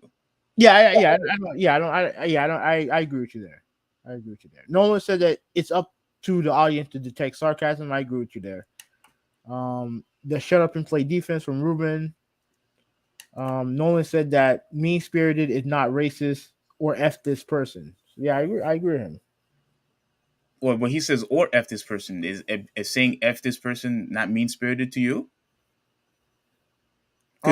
Because you gave the comparison about Giannis and and saying how you didn't like what Miami did to Trae Young. Mean spirited is not. Wait, huh? Oh no. I think what he means by that is Nolan, you can. Okay. I think he said it right here. He said if I said F fuck and not F, they should have kicked him out. Oh, okay. You talking about the shirt? If it said F, if it just simply said F LeBron James and not spell it out, then I guess you should not have been kicked out. If it said the derogatory name, then F LeBron James, then he should get kicked out. So if it spelled the whole word, then he should have gotten kicked out. But if not, he should have stayed. Is that what he's saying? I guess so. Well, whether if it was spelled or if it just said the F word, we know it has the same meaning. Yeah, it had the exact same. We know what he's talking about. All right. Ruben says, I don't think it's directed towards the family. I think the family had to be subjected to it by being there. So, do you agree with that? I mean, it's something that you have to hear. But if a fan is coming up to them and being like, "Oh, your father sucks" and this and that, like, to me, I'm not okay with that at all. Definitely not okay with that. But again, that's like you said though, they don't have they can't really I mean, if the family wants to complain, if the kids or the wife wants to complain, or if his friends want to complain, go ahead and complain. But like you said, like, don't be surprised if because look, let me because I'm telling you right now, if you were out there playing basketball and 10, 11 or just two people came at me, oh, your friend over there in the court is garbage. Like you have a player that can't play basketball. Now, of course, I'm going to get upset because I'm going to defend you. No, and I'm pretty sure you do the exact same thing. But the thing is, since I'm your friend, people are going to go at me as a way so they could get at you. Like, and unfortunately, they do the same thing with the family. Yeah, but there's a big difference between like family's different. Family's different. And to me, I don't think that a family should be subjected to abuse from fans.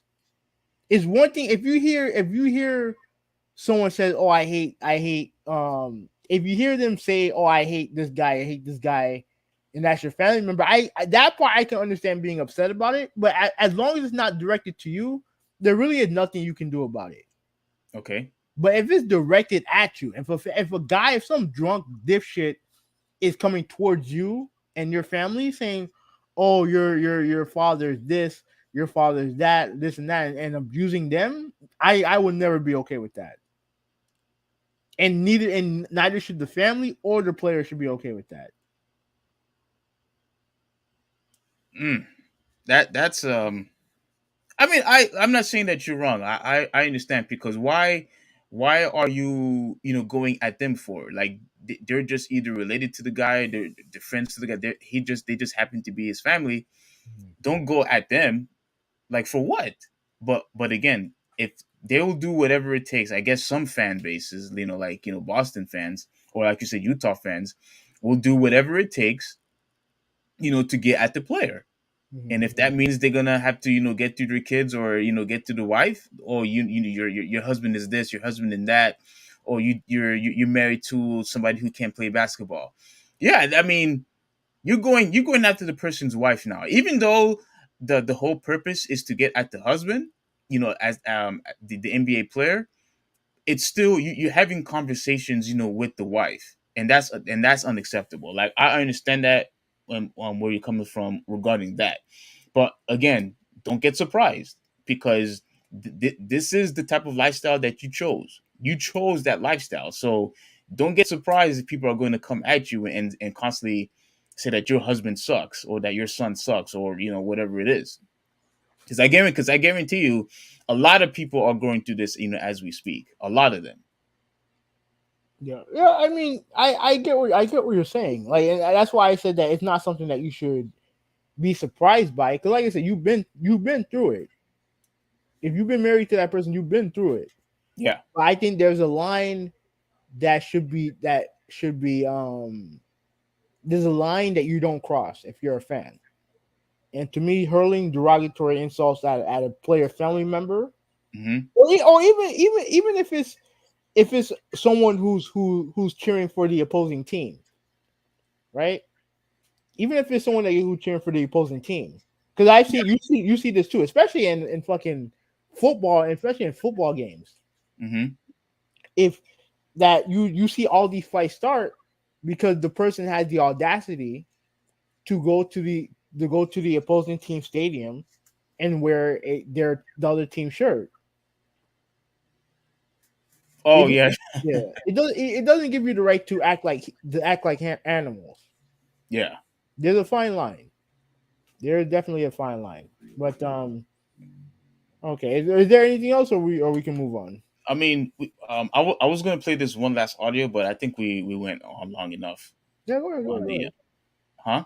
Go ahead, play the audio, because I'm looking for this thing real quick. Oh, all right. Well, this audio was very interesting because Kendrick Perkins had said something, and we kind of got a glimpse of it when we were reading the article. But he pretty much said something that was very interesting in the But I'm not gonna play it. I'm gonna play it, but I don't wanna get copyrighted, so I'm just gonna play the audio. So here it is. Here's what Perkins said about LeBron James. All right, let me. Okay, right here. Right. But Molly, Keyshawn, let me ask you a question. Both of y'all, let me ask y'all a question. Don't LeBron James own like a percentage of the Red Sox? Yeah, he does. If I'm not mistaken. Okay. So here's my thing, right? And why would you even want to invest or have ownership into an organization that you would consider a city of being racist? That's my question to LeBron James. Like, you own a percentage of the Boston Red Sox. That's a good question. So do you think that's contradictory? Keep going, Perk. Go ahead, Perk. Sorry, I didn't mean to cut you off there. Perk, finish your thought. And yeah, you always have a habit of cutting people off, Molly. That's why people can't stand you. Then no, you good. No, because I just want to know. I just want to know because do we overlook the bigger picture when it comes down to actually making money? Like, okay, if we go sit on here on one hand and say that the fans in Boston are racist, but on the other hand, you own a percentage of the Boston Red Sox, I'm kind of confused in that aspect. Okay. Do you have anything to say about that? He's an idiot, and I'm gonna tell you why. I'll tell you why he's an idiot. Okay. Go ahead. We've already, and this is actually something that you might actually agree with. We've already fucking seen that LeBron James is not consistent when it comes to his messaging. The whole China thing is a proof of that. So, what is it that him not liking the Celtics fans because of what he's experienced has to do with him buying a stake into a Red Sox team that he's probably he probably invested in it so he can make money. Who gives a shit? Like, he's not going to care about that. He's not going to care about that. Mm-hmm. So because he can't buy. You're saying because the city is racist that he can't make money, that he can't invest in the franchise and make money. Well, I guess what he's saying. That's why you invest in the franchise to make money. Well, I think what he's saying is, why would you partake in an organization that is racist and that you are constantly complaining about? If you're going to constantly complain about an organization and about their fan base, why are you Why are you investigate? I mean, investigating. Why are you investing into that company? The Go problem. and go invest elsewhere. Here's the thing. He's talking about the Celtics fans. He's not talking about Red Sox fans. If it was Red Sox fans, I would agree. But his LeBron James' experience has everything to do with Celtics fans, because that's what he deals with. If you were just talking about the city in Boston in general, then I can understand Perkins' point to an extent. I think that people are always going to invest. People are always going to pick money over morality. 9 times out of 10, they're always going to pick money over morality. Like LeBron James had done it. So it's like so him bringing it up is like, to me, what it sounds like to me what he's doing. And you may not agree with me on here, but it seemed to me that he's just trying to defend Celtic fan. He's trying to defend Celtic fan by going after LeBron. That's what it seems like he's doing. Because there's no reason why him investing in the city has to do with what he deals with some of the fans. It doesn't compute, in my opinion. But I'll give the last word. I'm just gonna have to give at least a little bit of a pushback because you mentioned he invested in the Red Sox fans and not the Celtics fan base. The organization, I should say. Here's the thing, though. In most cases, just like for you, for an example, if you are a Celtics fan, most likely you a Red Sox fan. Understood, but you are a Miami Heat fan. You are essentially, a Dolphin fan. So to me, it's he's still under the whole entire umbrella. Here's the thing. His experience is specifically with Celtics fans. That's his experience. Mm-hmm. Like he's not talking about Red Sox fans. You know what I'm saying? Like that, his experience is with. If he had complained about the city of Boston, then I can understand. But he's not. But he like that group, that ownership group. Not only do they own a piece of, obviously they own a piece of the Red Sox. They also own a piece of a soccer team in England, Liverpool, that he also has part ownership in. Mm-hmm. So they're part. So he's part of that same group. He's part of that ownership group. Yeah. And if he's part of that ownership group, they're going to buy certain things that he may not agree with on certain level, but he's not gonna turn down money. It's a bad business. It's a bad business move on his part to turn down money. Yeah, but I do still think that I mean, I don't want to call him an idiot. Like, I think I'll agree with him, half on it. Or I should say with you on half on it, because again, even if your experience is with the Celtics, fans, in most cases, those fans are the exact same fans who are Boston. Who are Red Sox fans too. Because unless there's a huge division, most fans who are Heat fans, I'm pretty sure they're Dolphins fans and vice versa. The majority. So I think the majority of the people in Boston, the majority of those people are the exact same fans. Yeah, I'm sure they are. I just think that just bringing that up, me, is like what's the point of bringing it up? Right, and he's talking about he's talking about Celtics fans. He's not talking. And you bringing up, he owns part of the Red Sox. What the fuck is? To me, I just don't think the two correlate with each other. Well, I think he's saying, it's the same people, so it meshes up, pretty well, since it's the exact same people. So there's automatically going to be fusion or entwine, if you will, because it's still the exact same people. I guess.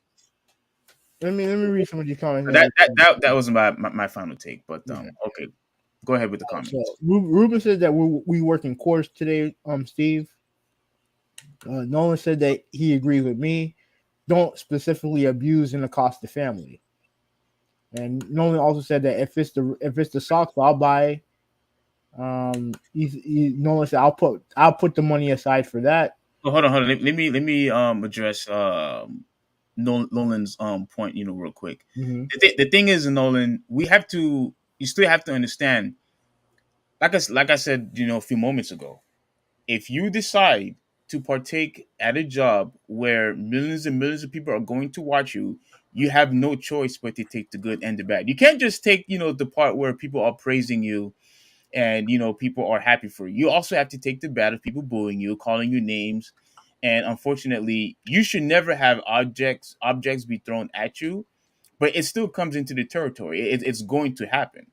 And unfortunately, there's going to be cases where the family shouldn't happen, but the family is also going to suffer because you just simply related to the guy, or you're the wife, or you're the kids. So if fans are going to come at the wife or the brother, or the sister or whatever, and say, hey, your husband sucks, your husband can't play, or your husband is this, your husband and that, get out of my city, or whatever um language that they want to spew, at the family, that's the trade-off. You know what I'm saying? Like, you don't have a choice, because it's here. That's just how it is, and that's just how it's going to stay. It should not happen. Like Huvi said, it shouldn't happen. Like you said, it shouldn't happen. But don't be surprised, that it does, because that's the lifestyle that the two of you chose. You chose that type of lifestyle.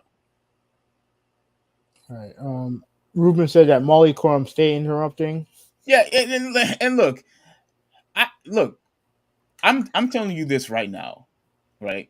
Because so many people have been complaining, about this chick. I know Having no likes her, but I think Oh, she. I nothing Molly Corum. Like, I don't like her, dislike her. I nothing her. You what? I don't think any way about Molly Corum. Well, anyway, she stays interrupting, and here's the thing, Ruben. We actually did a video talking about Molly, where I was showing, snippets, or little clips of segments of people actually complaining in the show, are annoyed, with this chick, and people are still annoyed with her till this day. When you have fans and when you have people in the exact same set getting annoyed by the exact same host, that's a clear indication that, she suck at her job and that she needs to go. She needs to go. But I guarantee the reason why that that the producers did not get rid of her is because either she was dating, Jennings Rose, and there's rumors that she's dating, Stephen A. Smith, and that's why she's probably still at the job. So, but she sucks. She's the worst. She's the worst moderator of all time, in my opinion. But go ahead. All right. So he said that he did say don't trade him there. I would assume he has an issue with Celtics in the city. You can own a team and not even be there, especially if you're just a part-time owner. Like, you don't have to ingratiate yourself to the city if you own the team. Like, you don't have to go through it. You don't have to be there all the time. Yeah. Nolan said that the fans are the same damn people. Yeah, see, that's what I was trying to tell you. And Ruben said that Hoovie's neutral. I wouldn't say necessarily neutral. Like, I don't care about the show enough to complain about something that I don't care about. If they replaced it tomorrow, I'm not gonna make a story about it. This dude is gonna jump for joy, and I'm not gonna carry the way. Of course, I'm going to jump for joy because she's annoying. Like, I can't enjoy the show. She's part of the reason why I don't watch. But go ahead. Oh, probably been. And look. Here's the thing, though. Like I said to Hoovie, there is absolutely no way the producers or the managers, whoever is in the leadership position, is not aware of all the complaints that the fan base has been giving, regarding to Molly Curran. There is absolutely no way that they don't know about it. They know. The only thing is, like, she's banging, like you said, Stephen A. Do you know that for a fact, or you're just saying that? I'm just saying it because he said it. No, you've intimated that in the past. No, I didn't. I never said anything about them banging each other. All I said was that there was articles. Yeah, there were articles that ended up not being true. No, that's not true. Yeah. Nope. They're not true. Okay. You say it's not true, but okay. But even if she is banging Stephen A. Smith, who cares? Who cares? She has favors. Okay, and who cares? Let me tell you something. That's why. Let me tell you something. But that's why despite the fact of all the people complaining, despite the fact that we had people, even went to lengths, even signing petitions, and people are going on Twitter telling her, she needs to get off the show. You mean to tell me that they don't know about it? Of course they know about it. Listen. You have this knack, and you do this with everything because you believe something and that you see other people who validate your opinion, that everybody's the same way. Did I say everybody? No. What I said. You keep bringing up. I said. No. Steve, I let you say. I'm correcting. No. Stop. I let you talk, right? I didn't interrupt you.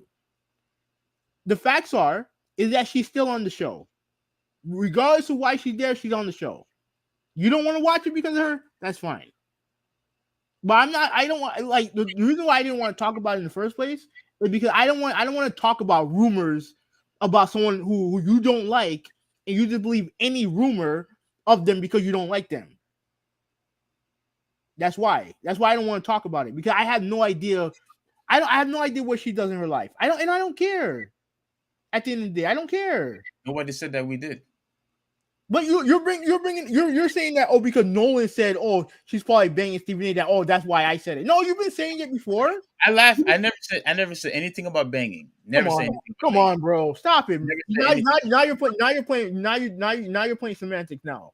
Yeah, you're playing semantics. Did you or did you not want to talk about Stephen A. and Molly Curran going out as to why you believe she's still on the show? I think she's still on the show because of Rose. That's why I thought she was in the show to begin with. Okay, that's why. Even though they're not on the same TV show, even though they're not on the same show, and since it's still on the ESPN. Like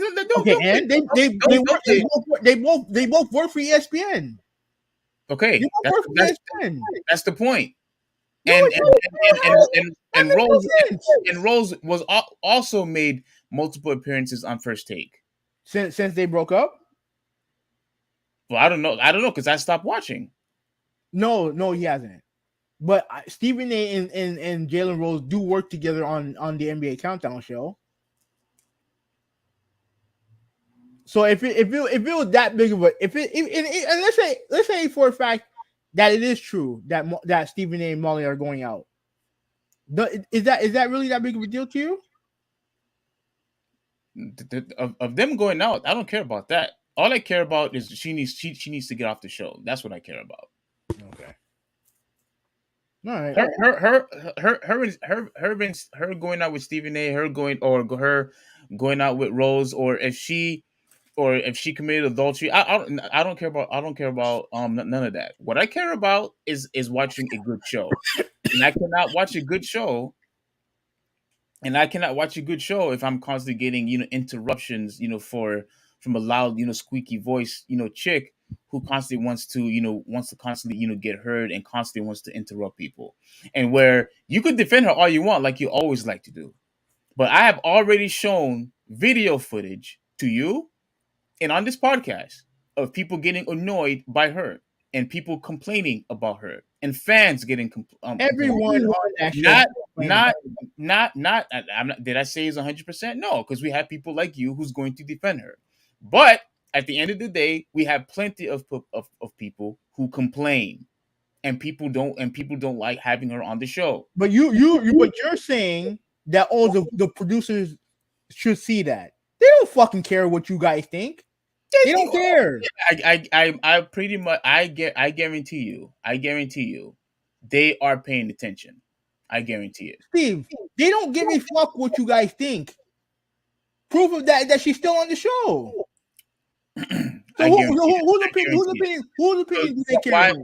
Why is it there's been so many occasions they've been putting different hosts on the show? She's still the main host. Answer the question. She's still the host of the show. Why is it that they constantly put different hosts in the show? She's still the main host of the show. Can't even answer the question. No. I'm not. Look, you want to know who hasn't been on the show recently? You want to guess who hasn't been on the show recently? No. Because if you're not going to answer the question, let's just move on. Because you know I'm going to catch you. You know I'm going to catch you. You clearly know. I already caught you. No. The reason why that they have not. I'll answer the question for you because you don't like to answer the question whenever you are in the corner. The reason why they constantly have other guests as a host is because I guarantee it's because of all the complaining that fans been giving ESPN or First Take or whatever. That is the reason why. You're just assuming. That's the reason. You're just assuming because you don't like her. That's what you're just assuming. You know who hasn't been on the show recently in the last couple weeks? Stephen A. Smith. Yeah, because of his injury. Yeah. Does that mean that he's off the show? When he's not on the show, does that mean something must be wrong, this and that and all that? No. Obviously something is wrong because he's hurt. Oh, come on. All he's doing is talking. He's taking a break. He said it on Twitter that he had a rotator cuff issue. Oh my god! And that means that he can't talk. Wait, talk, dude. If he wants to relax and recover, he even said it. He's older, and he wants to recover. And if he doesn't want to, travel around and go, he could do the show right at his house. Well, like how do you know? How do you know that? How do you know that he doesn't have to travel anywhere? He don't. Everyone does their shows from their house. Heaven no. Everyone does. How do you know that he doesn't have to travel nowhere? He's Stephen A. Smith. He don't have to fucking travel if he. Well, first off, your camera's frozen, by the way. Okay. But secondly, he's Stephen A. Smith. He don't have to travel if he don't want to. It's not a requirement for him to be. Because half the time he's on the screen anyway. And if he wanted to, are you there? Yeah, can you hear me? Yeah, I can hear you. And if he wanted to do, keep going. I'm just gonna try to fix this stupid camera. And if he wanted to do the show from his house, he could. He could. With that said, if he wants to take a break, that's fine. That's 100% fine. I don't have a problem with that at all. But this notion that you're saying that Molly's not been on the show because they know that people have been complaining about her. Steve, let me tell you something. The fact that people complain about her is the reason why she's still on the show. How do you know that for a fact? Because here's the thing that you need to realize. The more polarizing you are, the better you are for TV. It's the reason why Skip Bayless has a career in TV from jump. The more polarizing you are, the more you're on TV. Kendrick Perkins sucks at his job at analyzing basketball. But the reason why he's constantly on TV is because he's polarizing. You think Kendrick Perkins sucks at analyzing sports? Absolutely, he does. He sucks at analyzing basketball. But he's on TV because he's polarizing. Can you see me? Yeah, I can see you. Hang on. Let me make sure I got the same. And you can name a lot of people who are like that. All right, is the camera okay? Yeah, camera's fine. All right. Because the last host before Molly, I believe, was Jay Crawford. No, it was Kerry Champion. Yeah, it was Kerry Champion. It was Kerry Champion. Yeah, it was her. But you know, like you look at Kerry Champion. She was fine. She was fine as the host of the show. She did a fine job. Yeah, she was fine. But at the end of the day, what they would prefer the show to be, they would prefer the show to be a host who's polarizing than someone who's just there. That's probably what you would prefer, that someone who's just there. But clearly with Molly, they want someone who has her own opinions. And if that's not your vibe, then that's perfectly fine. All I'm saying, don't make up narrative just to make you feel better. Didn't you just do that? You know, with Stephen A. What did I do with Stephen A? You didn't you do the exact same thing with Stephen A? You said, he just wanted to relax. It's not about the rotator cuff or the surgery that he had. Yeah, because honestly, if he had a mouth injury, I would understand. But he had rotator cuff surgery. You can still talk if you wanted to. You're doing the same thing. I'm not doing the same thing. I said if he wants to take time off, he has all the autonomy to take the time off that he wants. I have no problem with that. I don't have a problem with that. But I'm just basing it off of your narrative that she's not been on the show because people complain about her. Dude, that has nothing to do with anything. I think it has some. It had to relate, somewhat. I think.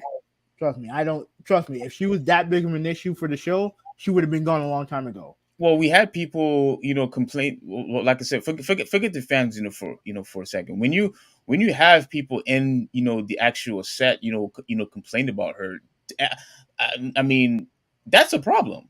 When you have people at your job, complaining, about the same person, over and over again, that is a problem. Is it? Yeah, because she's still there. And that's the reason why she constantly get we constantly get different hosts. I think that's probably the reason. What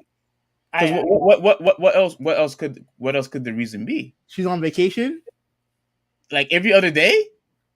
Well, listen, she's on vacation. You don't take vacation. You take vacation straight through. You take a vacation like the full week or the full 2 weeks or 3 weeks. Not everybody does that. Not everybody does that. You don't go on vacation like every other day. Come on, man. Not everyone does that. But look, again, we got sidetracked into something I don't care about. Like at the end of the day, she's on the show because people just because you have a bunch of people who bitch about her on the internet. They don't care about that. They don't care. Well, I think they will eventually care if people stop watching the show. All right, and you said that people were going to stop watching the show because of Stephen A, and that didn't happen. It happened for 2 months. Okay, but where are they now?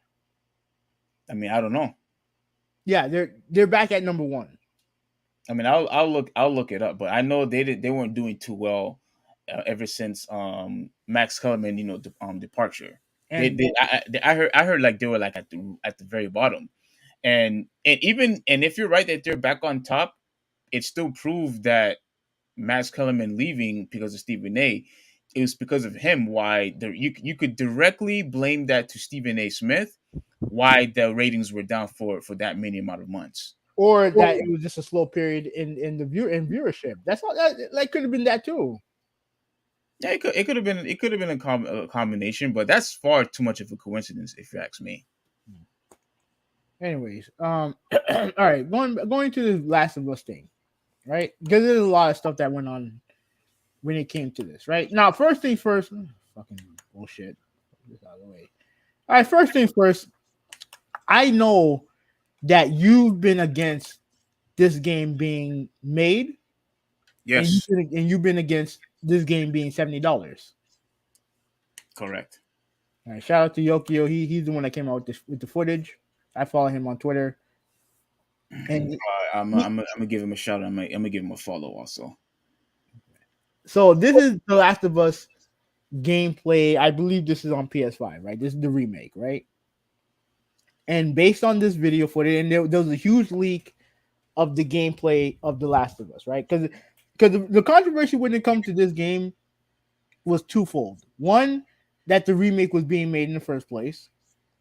which I don't understand either. Apparently, it's supposed to be a tie-in to the TV show, so that's why they wanted to do it. But I guess the problem here is that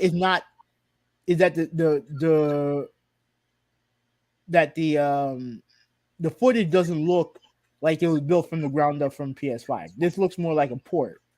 Yes. At least from what he and a lot of people have been saying. Now, or remaster, I guess. Yeah. Yeah. Now, mind you, this wouldn't be an issue if they only had the PS3 game and then they remade it for PS4. It wouldn't be an issue. The problem is that they had the PS3 game, then they came out with the remaster on PS4, and now we have a remaster or remake, whatever the fuck you want to refer to it on PS5. All this in a span of 10 years. Now, after the leak came out, and this is the gameplay for it, and based on what I've played, the gameplay, and I did the section, the graphically the game looks better. Definitely, the game looks better. The gameplay doesn't really change that. Didn't seem to change that much, right? At least that from based on that gameplay. Now, obviously, Naughty Dog saw this, and obviously with the leak or whatever, they came out with this blog post, pretty much saying, what's the title of it? Oh, just read the whole thing. I'm interested in what it has to say. How Naughty Dog rebuilt The Last of Us Part 1. How Naughty Dog rebuilt The Last of Us Part 1. Right? Okay, so The Last of Us 1 on PS5 will feature a host of gameplay and presentation enhancements that will bring the game closer to its original vision, according to co-president Neil Druckmann. You can learn more in the video from Naughty Dog that drives into the game's new updates and enhancements with creative director Sean Iskay and game director Matthew Gallant. Now it says from the original version. When they say original version, do they mean by when we were duped, when we saw that vision from E3, and then it didn't turn out to be the exact same gameplay footage when we actually played the game? Is that what you're talking about? I honestly have no idea, and I think that's part of the problem. So what I'm going to do is I'm going to play the video, and I'll stop. I'll stop when you want me to stop, or when I have to do this shit again. I'll stop when either something comes up, right? Mm-hmm. You should be playing soon. Okay, it's 10 minutes, so we're not gonna watch the whole thing. Can you hear it? You can hear it, right? Yeah, I'm coming. More than 2 years ago, when we were finishing Last of Us Part 2, and we were working on those flashbacks within that scene for the first game, we got excited with the... Now, I do want to remind you, this is the next day after the whole leak came out. They released this video. Now, obviously, this video wasn't made in one day, right? Yeah.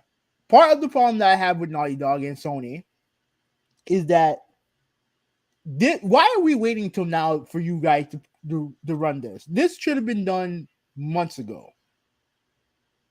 If you had released this months ago, then none of this would. If you had been clear as to what this game was, people would not have. You're obviously gonna have some people who are gonna complain, but you would have a lot less issues if you had done this months ago. I didn't want to put that out there. But why? How would that have gone any better? Because nobody is asking for this. So how would it have gone any better? There's a lot of people who want this game. I don't think so, because we're talking about Last of Us, the game that came out for the PS3. Then they made a remaster, like you mentioned, on the PS4, and now we're having the exact, like, for the past of 3 generations, you're giving us the exact same game. The game went out on pre-order and it's sold out. The remake? Yeah. It's sold out right now? Yeah. Okay. You could pre-order it, but like they had $100 edition and that sold out, and I think they had another edition that sold out. So people want the game. The thing that they sold the game on is that this is rebuilt for PS5. And I don't know who started this trend, but a lot of people thought that the gameplay was going to be more like The Last of Us Part 2 than, at least, and they were going to take the gameplay of 2 and put it into 1, which is kind of unrealistic, but, I mean, it is what it is. But anyway, let me continue playing. The idea of like, oh man, what if we made The Last of Us Part 1 to look as good, if not better, than what we have done with Last of Us Part 2, which we really pushed the boundaries of like what we could do from gameplay and a graphical standpoint, and felt like if we do that, we could actually come even closer to our original vision of what the first game would have been had we not been constrained by technology. So you knew that the game was the original. Go ahead. So they knew that the game, didn't look good, but yet they delivered the game for us to purchase anyway. Well, no, he was saying that they wanted to kind of remake the first game based on what they learned from Part 2. Take what they learned and then implement it in Part 1. That's what he's trying to say. Yeah, let's continue. Creative vision of The Last of Us, I think in a lot of ways was larger than what the PlayStation 3 was capable of. The tech of the PS. Yeah, so they're comparing this to the PS3 version. Yeah. Which is weird because they completely ignored the PS4 version. Yeah, I find that to be suspicious too. Now, mind you, the version I played was the PS4 version remastered. And I'm telling you, as someone who played it, this looks better. But is it worthy of the $70 price tag? That's the question. So this looks far better than the one that you played. Yeah.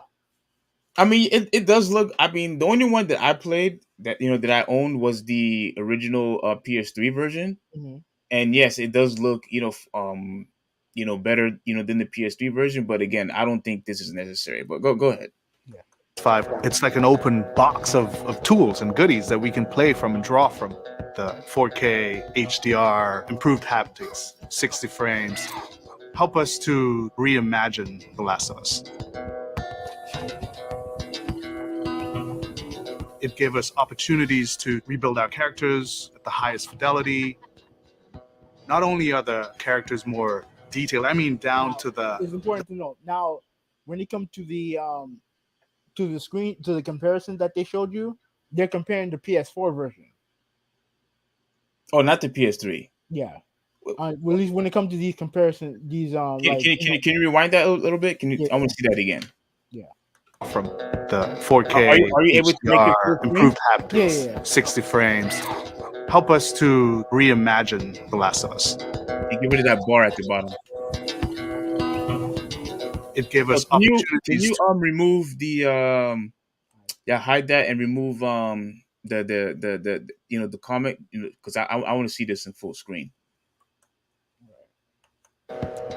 The tech of the comment that's on the screen. An open box of tools and goodies that we can play from and draw from.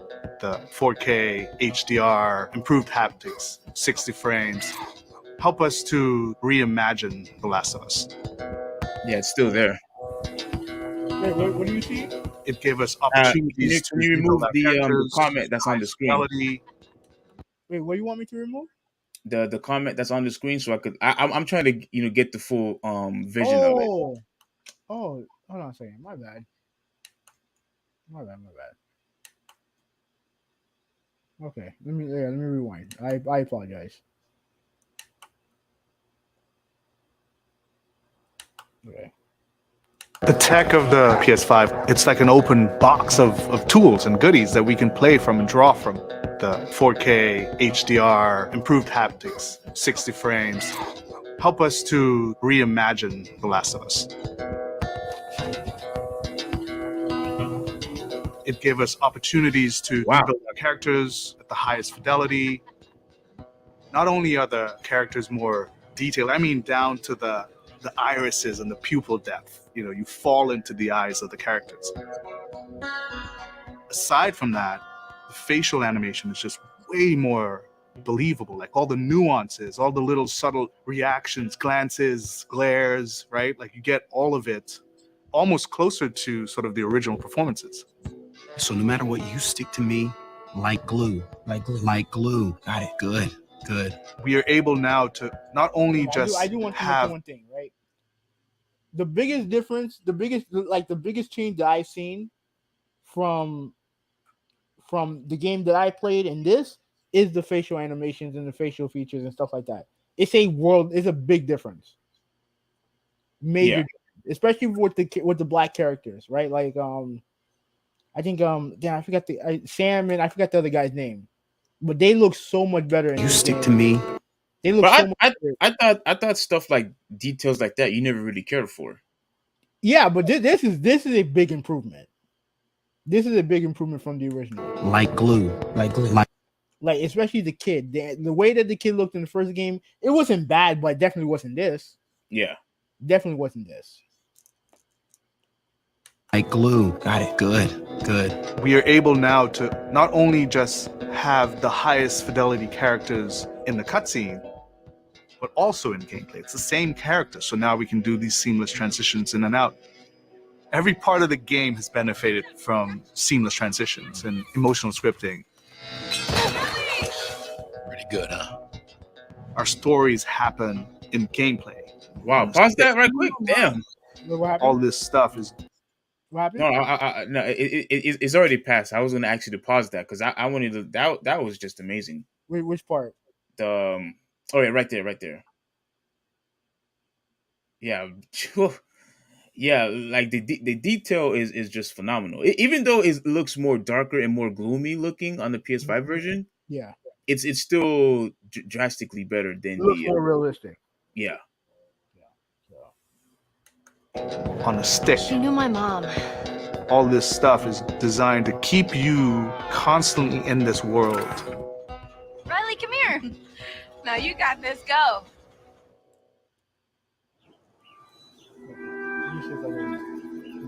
One of the things that the PlayStation 5 is really enabling is that we're able to have a density of physics objects in a scene that we could never do before. Like this has always been the dream, is to have this number of bumpables, chippables, breakables, destructible objects in a scene. It just makes the world feel rich. So pretty much what you're saying is that they're adding not necessarily more destructible elements, but like no, they're adding more destructible elements, but like they had some in the first game, but it wasn't this. It wasn't as detailed as this. Yeah. So let me continue. It makes it feel lived in. Materials kind of have the properties that you'd expect. The turret truck in Pittsburgh, when it's firing at you and it's just ripping apart the concrete and sending objects flying left and right. Seeing things break, like there's fear. There's a real fear that it invokes. And it's giving us a much more dynamic range of gameplay to play with. Surround him! Our AI tech has just increased incredibly. What we were building. Yeah, this is going to be, the AI thing is going to be important because the AI in the first game is not great. Yeah, they're awful. Yeah, it's not great. So they have to, this is something that they're going to have to show that it's better. Because the first game wasn't great. The second one is a lot better from what I've seen. So it has to be on that level, if not better. Because like I said, it's old technology. It's based off of old game. So hopefully they can improve it even further. Mm-hmm. So based itself of was The Last of Us Part 2's AI. And it has sophisticated systems for things like the fundamental knowledge model of how these NPCs perceive and understand what the player is much more sophisticated. Now how the enemies are communicating with each other, how they're chasing you, how they're flanking you, how intense that fight feels. It's so much more rewarding coming out of it from the other side.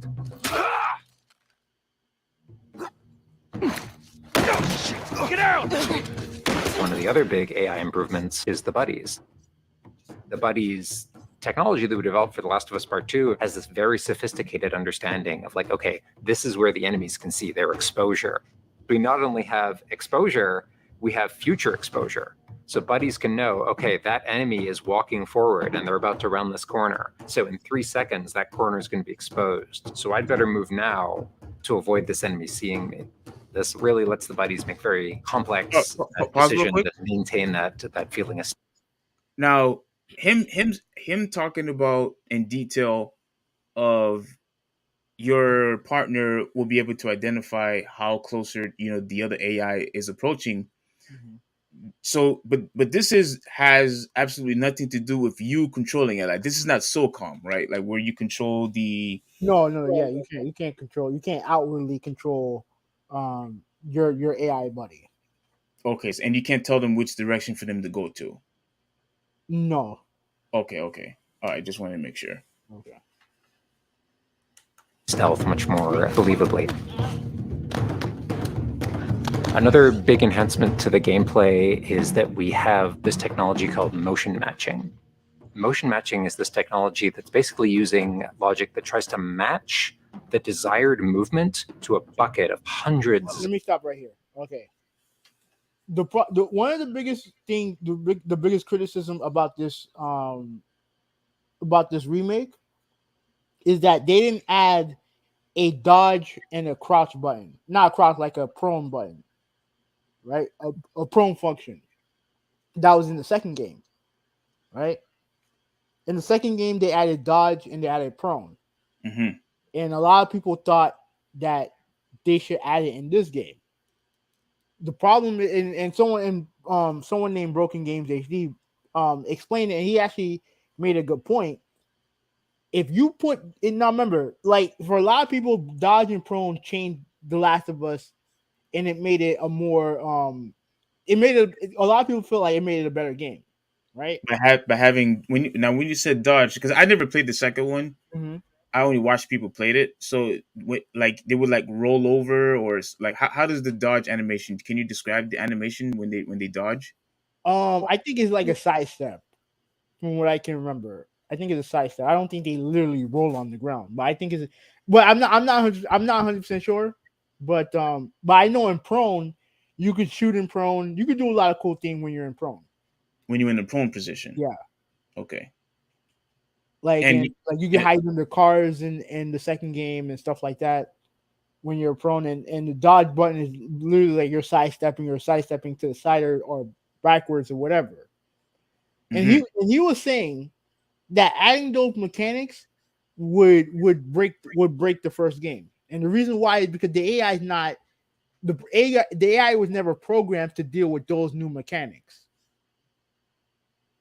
So if they really were remaking the game and rebuilding the game, then they would literally have to start from zero. If they added those two mechanics. Yeah, they would literally have to change the game. Not change it, but they would have to redo the game, because they have to program the AI to react to those situations. Well, I mean, they're already changing the AI's interactions with the whole. I mean, at least with your characters. So can't they just? I mean, I'm not a developer, but or a programmer, so I would assume that they could do that with the AI as well. If they could change how the character, your ally, could determine if the enemy is coming close or if enemy is going away, I would assume that your enemy should be able to make adjustments too. No. What they already do. They already have the AI who apparently adjust to you as far as like movements and patterns, at least movements and patterns and stuff like that. But to go to that depth of having to change the animation, is not only is it like you're changing how they react to the animation, but you have to create the animation to coincide with that, and yeah. So I mean, so pretty much, if you were in your prone position, if you're on the ground, the enemy wouldn't know how to react because it never seen that position before. Pretty much, because they're not aiming. They're not, because normally the AI is not in the first game. They're not aiming. You're not aiming down to the point where you're in prone. You know what I'm saying? Yeah. They'll shoot you when you're a crouch, but they're not going to shoot you when you're prone, because that's not. They weren't built that way. Mm-hmm. Yeah. So you continue. of animations. A mocapped actor has gone in and run this whole gauntlet of movements to get a really full set of all the different ways a person can move. And then it's basically every frame trying to find the best matching animation that fits the path of where the character is going to go. And this motion model just gives this really seamless sense of transition. The player's movement is just a lot cleaner. It's this really smooth, organic movement through the space.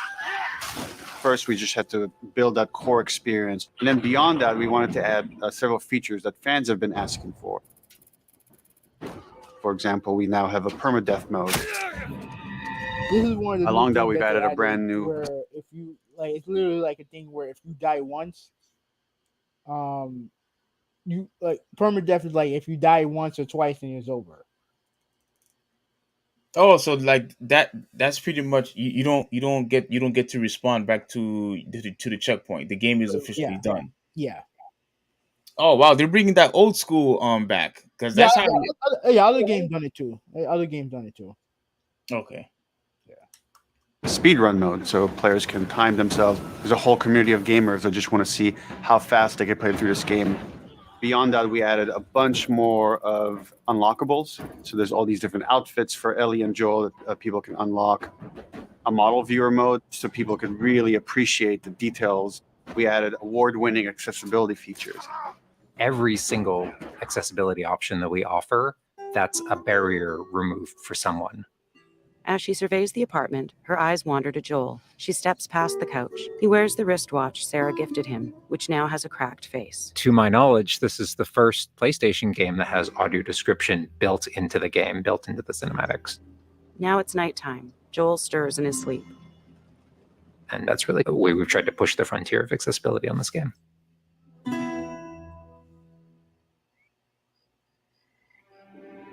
So much of the identity of The Last of Us is the world.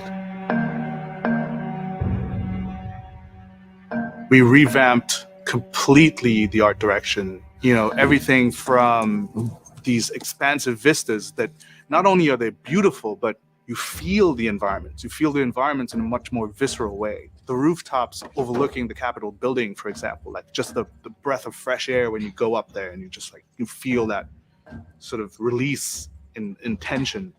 And then, you know, to juxtapose that down in the tunnels in Wilds, and you get that dank, flooded tunnel feel, that humidity, you can actually feel it. All these environments are just completely reimagined. Now we got our engine on the PS5, those haptics, the 3D audio, the fast loading. It really creates a much more immersive, and because of that, much more emotional experience. One of the things I absolutely love with the 3D audio in The Last of Us Part 1 is being able to hear an enemy before they sneak up on you. And trying to do a stalker fight with the 3D audio is just so much fun. You're hearing them skitter around in a different room, and you're hearing them trying to get it behind you.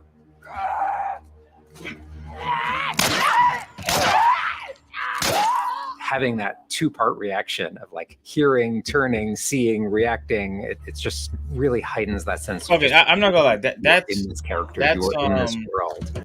Yeah, go ahead. That I'm not gonna lie. That's pretty cool. That's pretty revolutionary to some degree. I mean, they had, something similar like that with with some of the Resident Evil games, where you have no idea where the where the enemy is going. But in this case, I think having a 3D audio is pretty cool.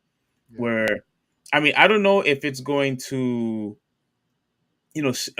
synchronize with your speakers. Like, let's say if the enemy is on your right, only the right side of the speaker will you hear it only on the right side of the speaker. Kind of like how it's done in the movie theaters. Yeah. I don't know if it's going to go into that detail, but even with this, it's pretty cool. Okay. So yeah, that's awesome. Now, with the PlayStation 5, the amount of control that developers have over the DualSense, it's really, really cool. All the guns in the game have a variable amount of resistance on the triggers when you aim them. The way it works with the bow is that at the very beginning, when they're starting to draw the bow, there's a little bit of resistance. And then as the bow gets tauter and tauter, the amount of resistance is increasing. And then when you release the bow, you're also getting that resistance going out of the trigger. When you are aiming and firing the shotgun, you're going to get a haptic vibration on the shot. And then what I think is one of the ways that the DualSense really advances things is you're going to get a haptic vibration on the pump of the shotgun. And what's much more sophisticated about that on the DualSense is that in effect has a little like speaker in it. And it's playing an audio file that comes through in the vibrations. And those two beats is what you're going to feel on the controller. This looks like a good spot. This also ties in to the new workbench animations. They So if you're seeing completely got this from 2. This is what they completely took this from 2 and put it into 1. Uh-huh. The workbench UI. This is in 2. It looked very different in 1. Let me see if I can find the a comparison picture. Mm-hmm. Oh, my bad. Ooh. Let me see if I can find a comparison picture.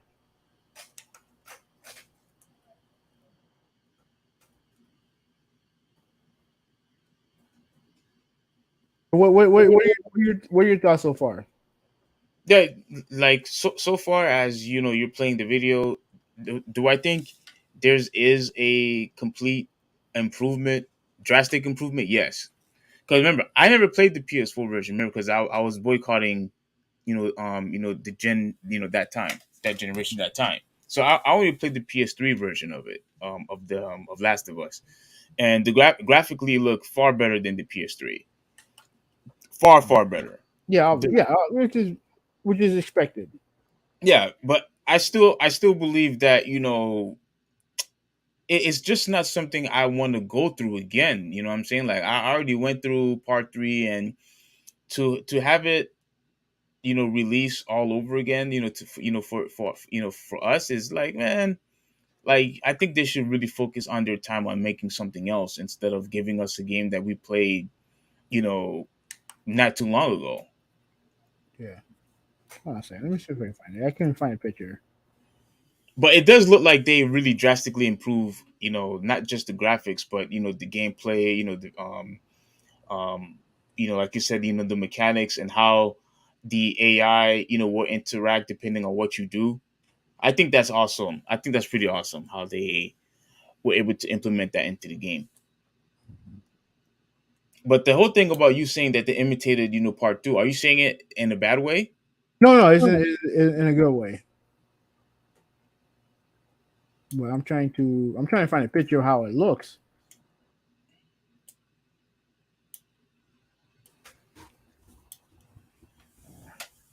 Yeah, I'm trying to find a place where I'm trying to find a picture Of how the inventory looks. No, not necessarily inventory, but how the workbench looks. Okay. Yeah, all I'm seeing is Last of Us 2 pictures. Okay, you're trying to see the first from Yeah. the first one. Are you trying to see it from the PS3 version or the PS4? It doesn't matter. Like they're both the same.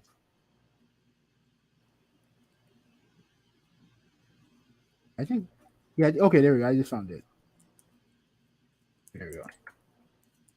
All right. So let me put this in full screen. Mm-hmm. Okay. Let me see if I can. There should be a way you could zoom in. Hold on. I made a mistake. Hold on.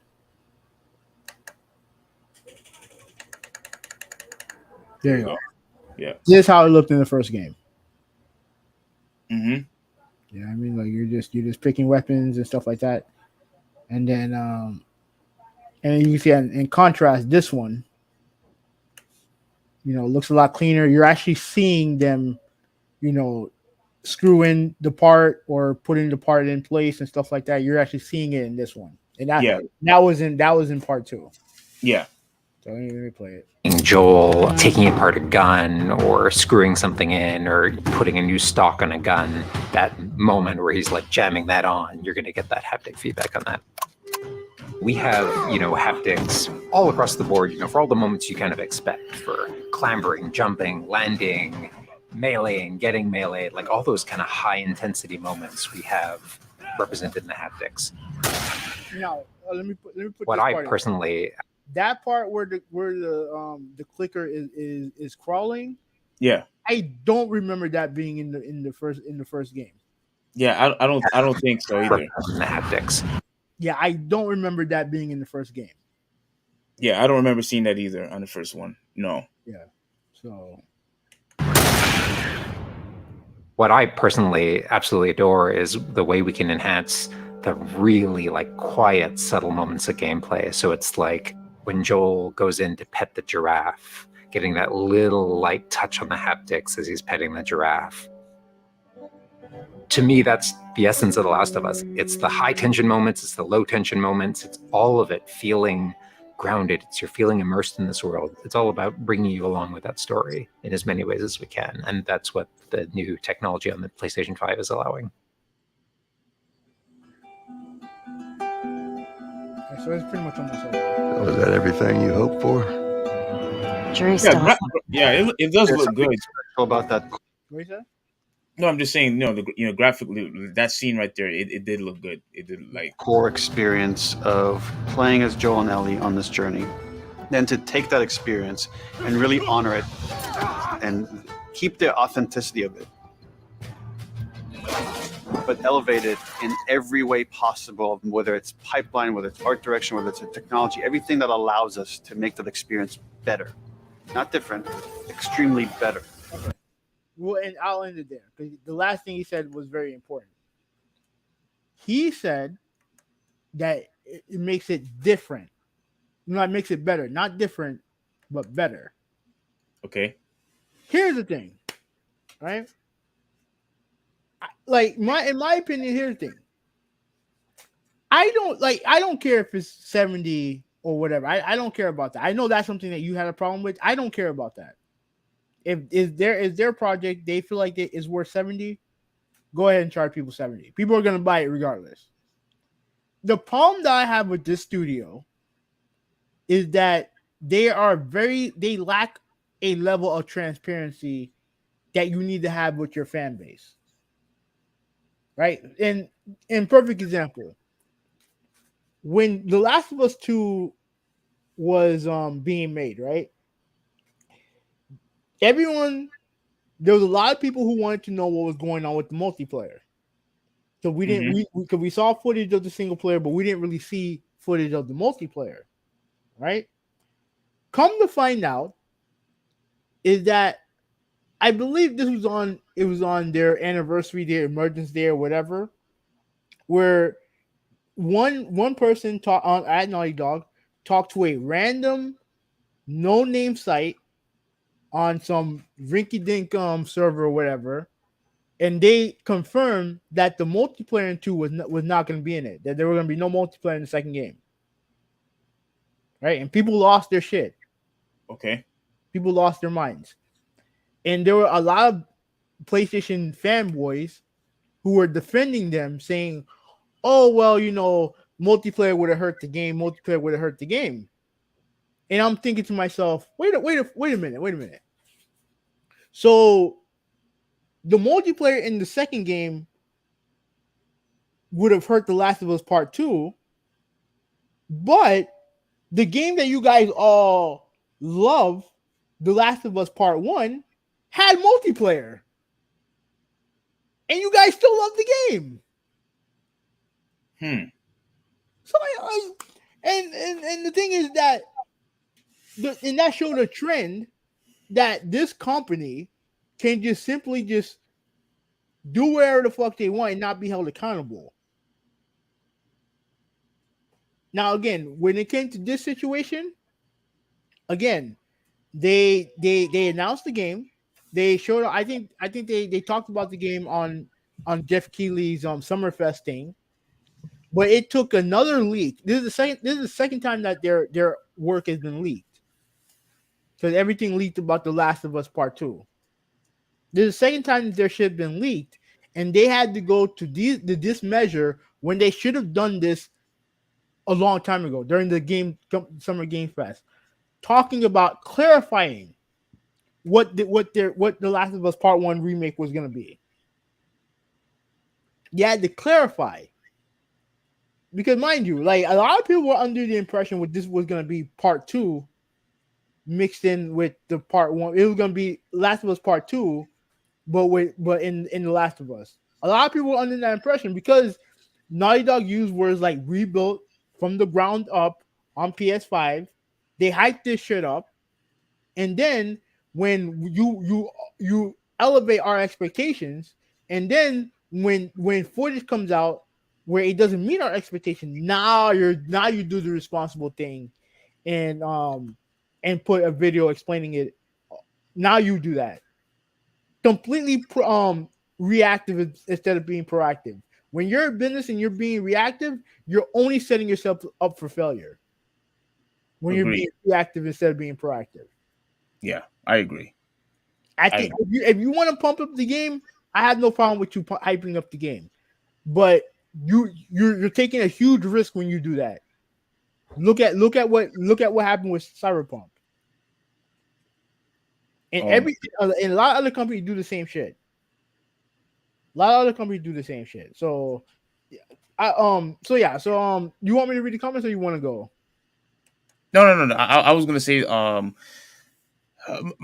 my thing. The video was nice. It was good seeing them, explaining, each, whether if it's the graphics, the mechanics, and things of that nature. But I still didn't like what he said. Maybe you clarified it, Mm-hmm. but maybe I interpreted a little differently. But it seems like what the guy was trying to say was we're trying to make Last of Us, from what the original should have been. Like we didn't implement these mechanics or these things in the first one. So this is what the new Last of Us, this remake was actually supposed to be. This is what you were supposed to be experiencing from the first one. Mm-hmm. That is it. Maybe you may correct me if I'm wrong about that, but I got a glimpse of that's what he was also trying to say as well.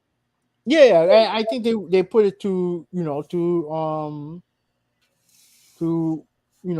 restraints with the hardware. That part I don't have a problem with. Well, I still feel like making this remake is still too early, in my opinion. Yeah, me personally, I would prefer them do something else. I would prefer to see one. They need to come out with fractions. They need to come out with fractions because that's something that we've been promised for years. After they canceled the multiplayer in 2, they said, "Don't worry, after they got pressured into coming out with a statement. They came out with a statement saying that multiplayer is coming. We just have to, reboot. We're making it from the ground up, whatever." After they got pressured to do that, but I would prefer them work on that instead of going back to this. Because you have now 3 versions of this game. You have a PS3, PS4, and PS5 version. Right. We don't need, like, as far as I'm concerned, you don't need 3 versions of this. Yeah, and especially in such a short time span. Now you know me. You know how much I love remakes. You know how much I love experiencing games and the game has drastic improvements. I don't care about remasters. I just care about if the game is completely remade. I don't buy remasters. I don't know if I had ever told you that, but when it comes to like remasters, I don't buy them unless the remaster is in a bundle and you get like a huge collection out of it, like a really massive collection. I don't care about remasters. I care about remakes. But when it comes to this remake, I'm not really hyped about it. Even though it's graphically improvement, there's a huge graphical improvement, and there's different mechanics in the game. I'm not really all that hyped about it because I just played the game. Even though the PS3, came out, years ago, like I still played the game. Graphically, it was still fine, and it's not a drastic, huge improvement like we getting from Resident Evil 2 to Resident Evil remake, of Resident Evil 2 remake. You know what I'm saying? Yeah. And the same thing how I feel about with Resident Evil 4. Even though there's a huge graphic improvement, I'm still going to get the game. But I think that I would really like for them to Capcom to focus on something else for the time being. Maybe in the next gen, but you know what? I'm a huge fan. I'm still get the game, but like, bro, like, come on, like. You have two games already for Last of Us. You already have two games. You have the remaster and you have the original version for it. And Why the are you going remaster to is in one of the subscription tiers, and you can play that game right now. And the thing is, the most important thing is that version, the PS4 version, has multiplayer. This remake doesn't have it. The remaster has multiplayer. The remaster has multiplayer. The remake does not, and they're charging full price for it. So you're gonna charge us full price, $70 for a game, but yet you took features out of it. This is the same crap that freaking Nintendo did when they added multiplayer in the Metro Prime game. Mm-hmm. I think it was in Metro Prime 2, but then in Metro Prime 3 they took it out. And they charge you the same price. And they charge you the same price, despite the fact that the Metro Prime 3 multiplayer was removed, and they never put multiplayer in the Metro Prime games anymore. Nintendo never put any more multiplayer in Metro Prime, and they would the multiplayer for Metro Prime was awesome. Granted, it was different because you had to deal with your opponent turning into a ball, doing double jumping, but a lot of first person shooters had something similar like Titanfall, where you're able to do double jumps and things like that. And I think there was a Call of Duty game. Wasn't there a Call of Duty game that had a jetpack also? Yeah, some of the later I would probably say from PS4 onward, they had these futuristic shooters where they had jetpacks and shit like that. Yeah. So you could easily make quick adjustments when it comes to that. It may be harder to log on to your opponent, but we can make adjustments. And yet they still never implemented any more multiplayer. And for Sony to do the exact same thing with Last of Us, it made no sense, because a remake should far advance when it comes to not just graphically but mechanics, features. It should far advance the original and the remaster, and should have more content and more modes if you're going to remake the game from the ground up. I mean, you're calling it a remake. So if you're going to call this a remake, but then you remove features in the game that was in the first one, it makes no sense to me. And you're going to charge me $70 for it? Man, get the hell out of here. All right, let me read these comments. Nolan said how much they want for this crap, and is it both games? No, it's just one, just part one. Oh, Neil he also said, oh, Neil needs to stop. Ruben said, if Naughty Dog don't hurry up and give us Crash Team Racing 2, bro, they're not making that game. They're not making that game. If you're going to talk to anybody, you need to talk to Activision. If you want a new Crash Team Racing game, you need to talk to Activision because they own the IP. And here's the thing, Ruben.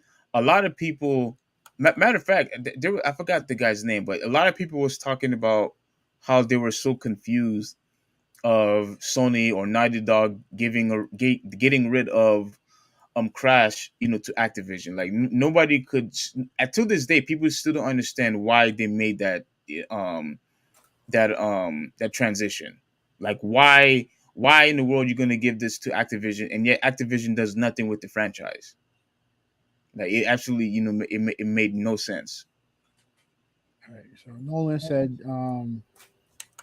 Nolan said if you're playing, it's like playing a sequel and going back to an original. Yeah, that's true. That's true. It's a remaster, not a remake. He said that's a lot of work. That's a lot of work for AI. And he said that Palmer Death would piss me off. It's a difficulty. And then he also said, that is cool audio descriptions for the blind. Yeah. So they put a whole bunch of accessibility features for for people with disabilities and stuff like that. So more and more games are implementing that are implementing that. So yeah, so like to me, here's the thing. Like I'm not buying the game because I already played the first one. I didn't beat it. I feel like I should beat it because I know I was close, and it's a good game. It's just it is that type of gameplay, like stealth. There's some stealth games I can play. There's others I can't. This one is one that I really can't really get into. Mm-hmm. But it's a great game. I'm not denying that. But am I going to spend $70 on this? No, I'm not doing it. Yeah, and and real quick, Mhm. let me share this. Like, remember how I talked about? Oh, you know what? Let me see if I could. Remember how I talked about how I'm a huge fan of remakes, Mhm. and crap, dang, I didn't want. Hold on a second. You know what? Let me take this off. Hold on, where is it? Like, okay, you see the difference between Resident Evil 2 and the Resident Evil 2 remake. Yeah, of course. Yeah, But massive. this is Go ahead. also like the Resident Evil 2 came out. When did Resident Evil 2 come out? It don't even matter. You're talking about literally from PS1, and I believe that's PS4, right? Or Yeah. that's PS4, right? Yeah, We're talking about 3 console generations later. exactly. Right? 3 generations later, literally, like if I had to guess, this is probably what 15, 20 years later between the two. Mm-hmm. So I can, so I can. That remake I totally get. Right. That remake I totally get. Yes. The Last Right, of right. Us, I don't like. I don't get. Like to me, I know why they're doing it, but to me, I would just prefer if they did something new. Yeah, go Yeah, ahead. I agree because do you see the massive difference? Man, I don't know what's going on with this.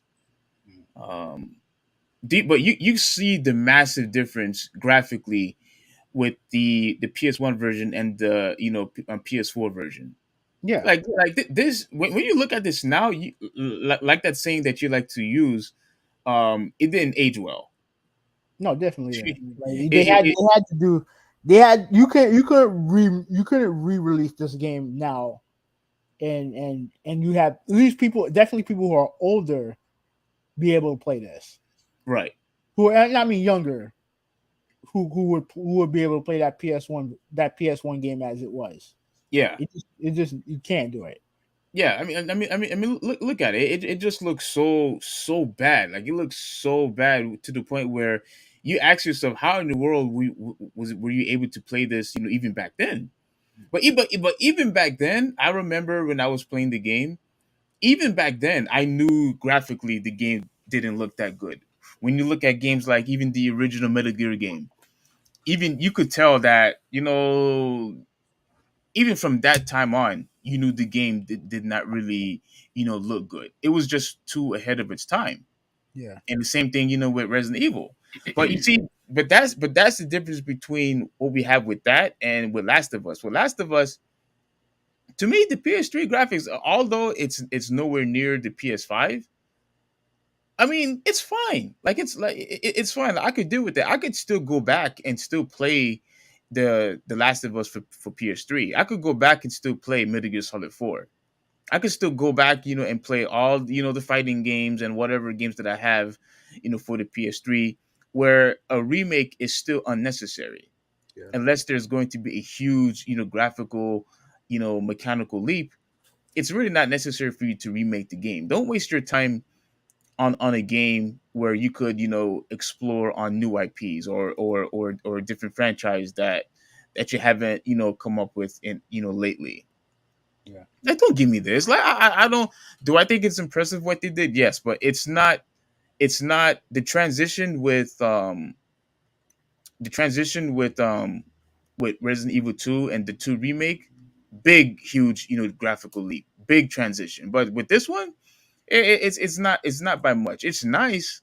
It's an added bonus, but then you take away that other bonus, which is the multiplayer, and you still charge us $70 for it. That's just being lazy. You're trying to progress, you're trying to advance, but you're also being lazy. I Because mean, I wouldn't call it lazy. I just call it like a cash grab, basically. yeah, I would still put that under being lazy No, but because you can't make improvements to a game and then call it lazy. it is being lazy because if you're not going to add because remember this is the same thing what we talked about with Street Fighter 5. I don't care how great the graphics are, but if you're not going to add content and yet the game that you had that's lazy. That's a lack of adding even basic features to a fighting game. That was the problem. They want because the problem is they were banking on the whole online stuff to work and it didn't. And when the online didn't work, there was nothing else to do in the game. This is different because this is basically them reworking a game, right? But with that said, you have a lot of people who liked the multiplayer in the first game. I don't give a shit what any PlayStation fanboy tells you. There was a lot of people who liked the multiplayer in that game.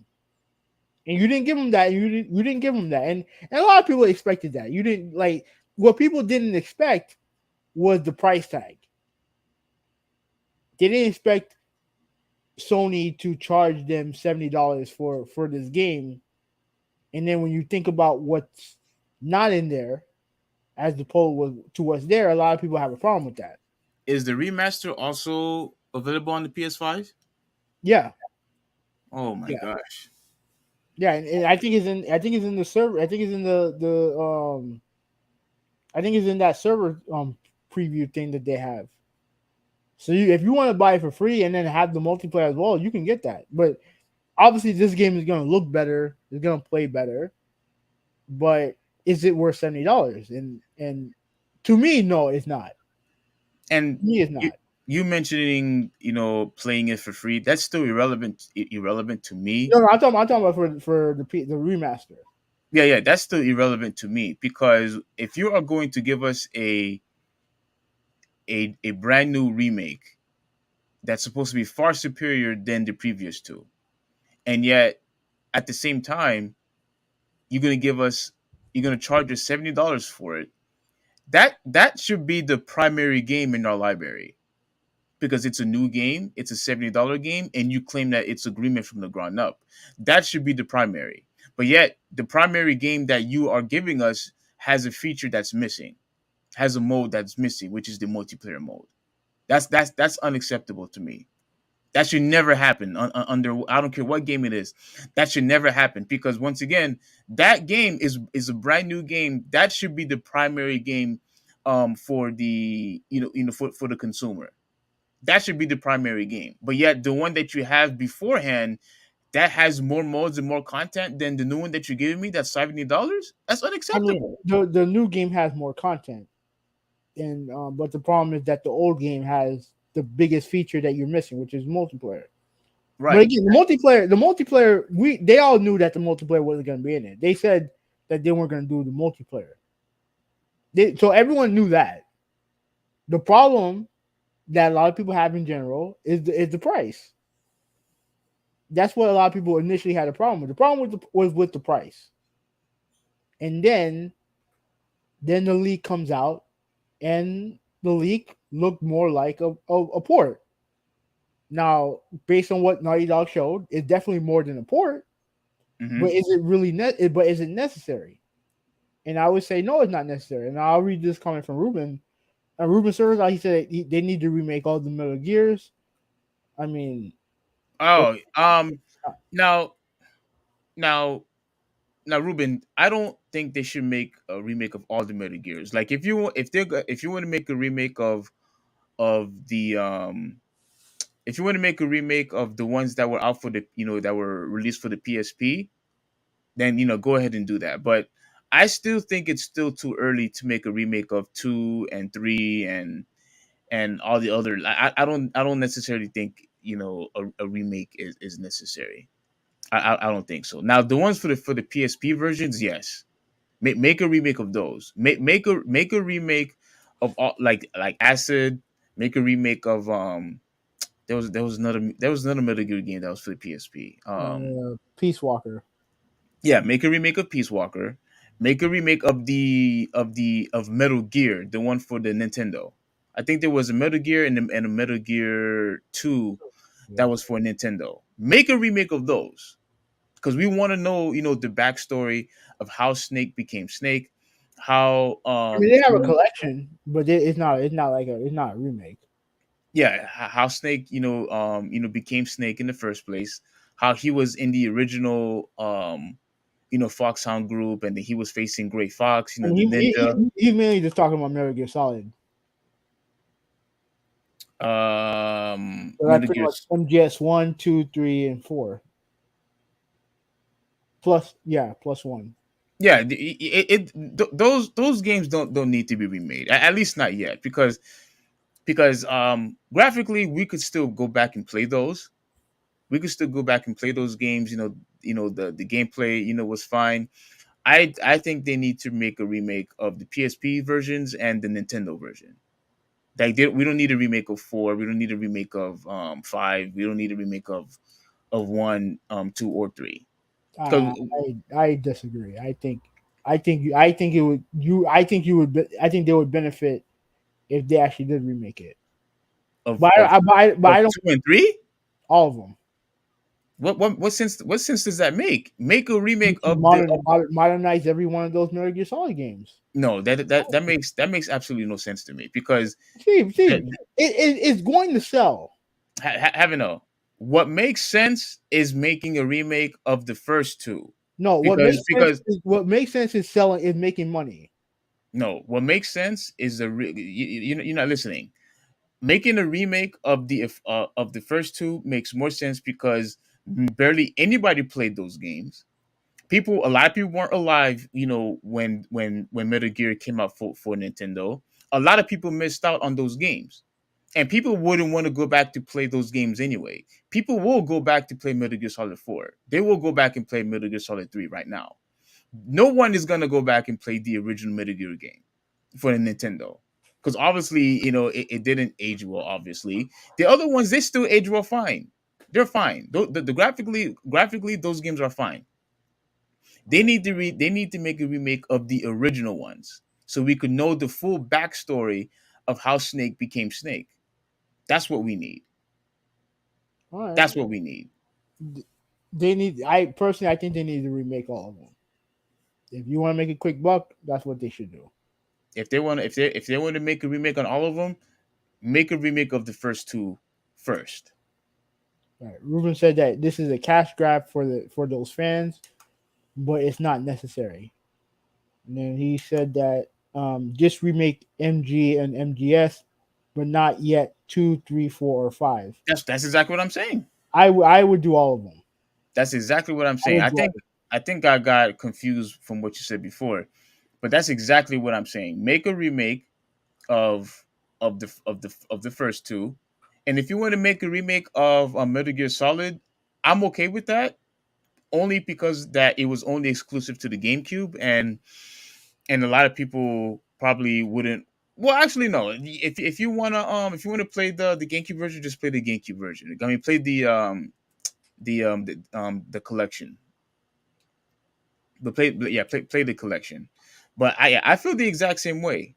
The older the game is, the more appropriate a remake should be made for that game. And all these games are old. Like every game that I mentioned outside of 5 is old, and 5 wasn't even that good anyway.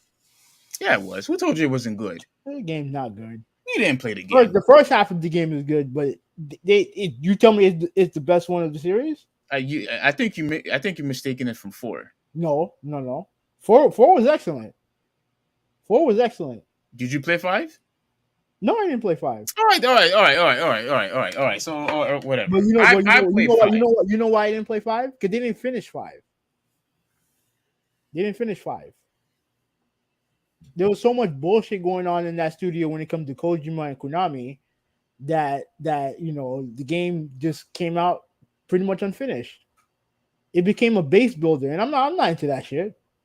Base building, I'm not into that. Wait, are you talking about the demo one? No, I'm talking about Metal Gear Solid 5. I like the game. Frankly, it should have ended after 4, but you know. No, because remember, 5 is not based on Solid Snake. No, that's fine. It should have ended after 4. It should have ended after 4. I mean, if you say so, but if you're going to go back all the way back to, and because if you're going to go back to 3, and then you went to 5, where it takes place, when you're a big boss. Metal Gear and Metal Gear 2 took place after that. Metal Gear and Metal Gear 2 for the Nintendo took place after 3 and 5. So 5 is technically the first game, chronologically. Yeah, if you want to take it like and the timeline, like when it comes to the timeline, yeah. All right. So Ruben said that imagine because 5 takes place before 3, and then obviously you had 1, and then you had 2, but Metal Gear and Metal Gear 2 took place after 3 and 5 also. Yeah, all right. So pretty much the first game chronologically was what, 3? Wait, was it 3 or was it 5? I think it's hold on. If 3. So 3 is the first game chronologically. And then it's 5. I guess. Let me see. Ruben said just remake. No, okay, yeah, I read that already. He said maybe work on 2, release it on PlayStation 6. He said I say remake MG because Kojima had a lot of ideas that were ahead of the time. Yeah, that can be bought over and that did age well. Well, Kojima's not there now, so are you really trusting the franchise with someone outside of Kojima? I wouldn't. And that's probably the reason why we're not going to have Metal Gear games anymore. All right. So Ruben said, imagine the BS you have to do an MGS5. Scale it down. That's MG. That's Metal Gear. And Ruben also said he meant Ground Zeroes and 5, but by the time 5 came out, you can play both, and there's the collection with both. It's complete, and you have no excuses, Hoobie. I'm not playing 5. I'm not playing 5. I played 1. I played Metal Gear Solid 1. I played 2. I played 3 a little bit. I didn't play it that much. I beat 5. I beat 4. And 5, I just didn't bother with 5. Well, you have to remember, Ruben. Havanel is not a legit Metal Gear fan. He's not as much legit. Not much as you. Not even close. Because there are several of them that you never played. I played the ones for the Nintendo. I played the PS1, obviously the GameCube version. Mm-hmm. I played practically all of them except for Acid. I didn't play Acid, but I played Peace Walker though. Yeah, I played Peace Walker because it's on my collection. I played Peace Walker, but yeah, stealth games has always been one of my favorite games. That's why I love Splinter Cell. That's why I love Siphon Filter, which Sony is taking forever. Look, I don't want to go off topic. You're not making that game. I don't want to go off topic. But I don't know what the hell is wrong with these companies, Nintendo included. You have all of these, different franchises at your disposal, but yet you don't want to make games for them.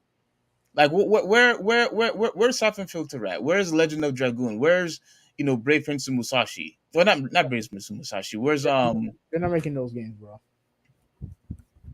You're not making those games. Like I want to see those. I want to see more of Jack and Dexter. I want to see Siphon Filter. I want to see SOCOM. When are they gonna make a new SOCOM game? That's what I want. Yeah, they're not making those games. All right, so pretty much yeah, you got 3 more. Yeah. So he said it's a remake. This take the template. He said 5 was the best gameplay wise.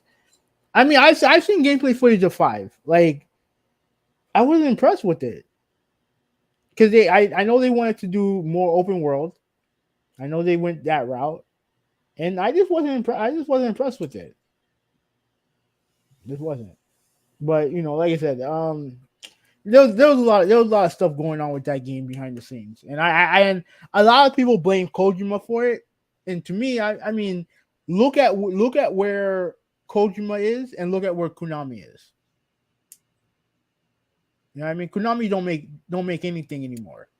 Mm-hmm. And their last two relevant franchises, they fucked up. Metal Gear, they fucked up, and Pro Evolution Soccer, they fucked up. So as far as I'm concerned, they can go fuck themselves. They're dead to me. Yeah, and people was also asking them when are they going to make another Castlevania game, and they didn't respond.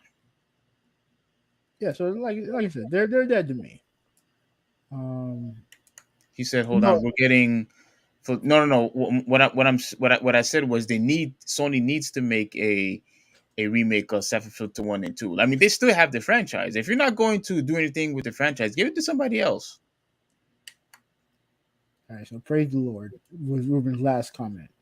I mean, do you have anything else to say about the Last of Us thing? Because no, like I pretty much said, what I needed to say. I don't think it's necessary, for them to make a remake of that game. Like if this was a remake of a PS1 game, I understand. A PS2 game, I understand. But even a PS2 game, if the game is fine, like just let it be. But for them to make a remake of Last of Us when there's so many other franchises that you have that you could have made a remake out of. Let me ask you a quick question. If they only did the remake to The Last of Us now, as opposed to doing the PS4 remaster, would you have a problem with it? Yes, I would still have a problem with it. Yes. Of them remaking the PS3 game, because my problem is that we had two versions of this game already. No, my problem is it's even when it comes to the PS3, it's still too early to make a remake of PS3 or Xbox One games. It's still too early.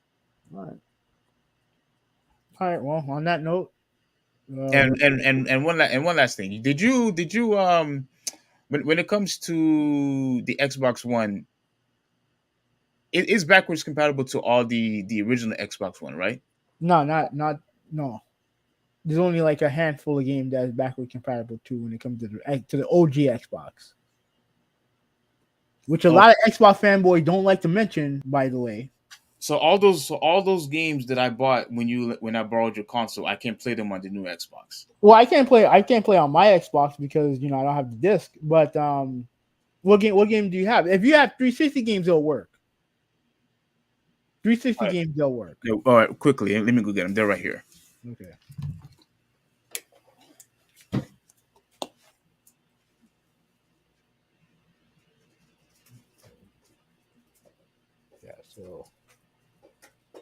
Yeah, so I mean, pretty much, this okay, there you go.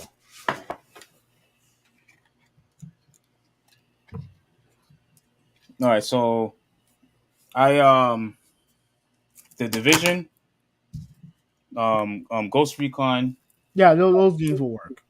They will work. They will. Obviously, Metal Gear. Obviously, I had that. Watch Dogs. Mm-hmm.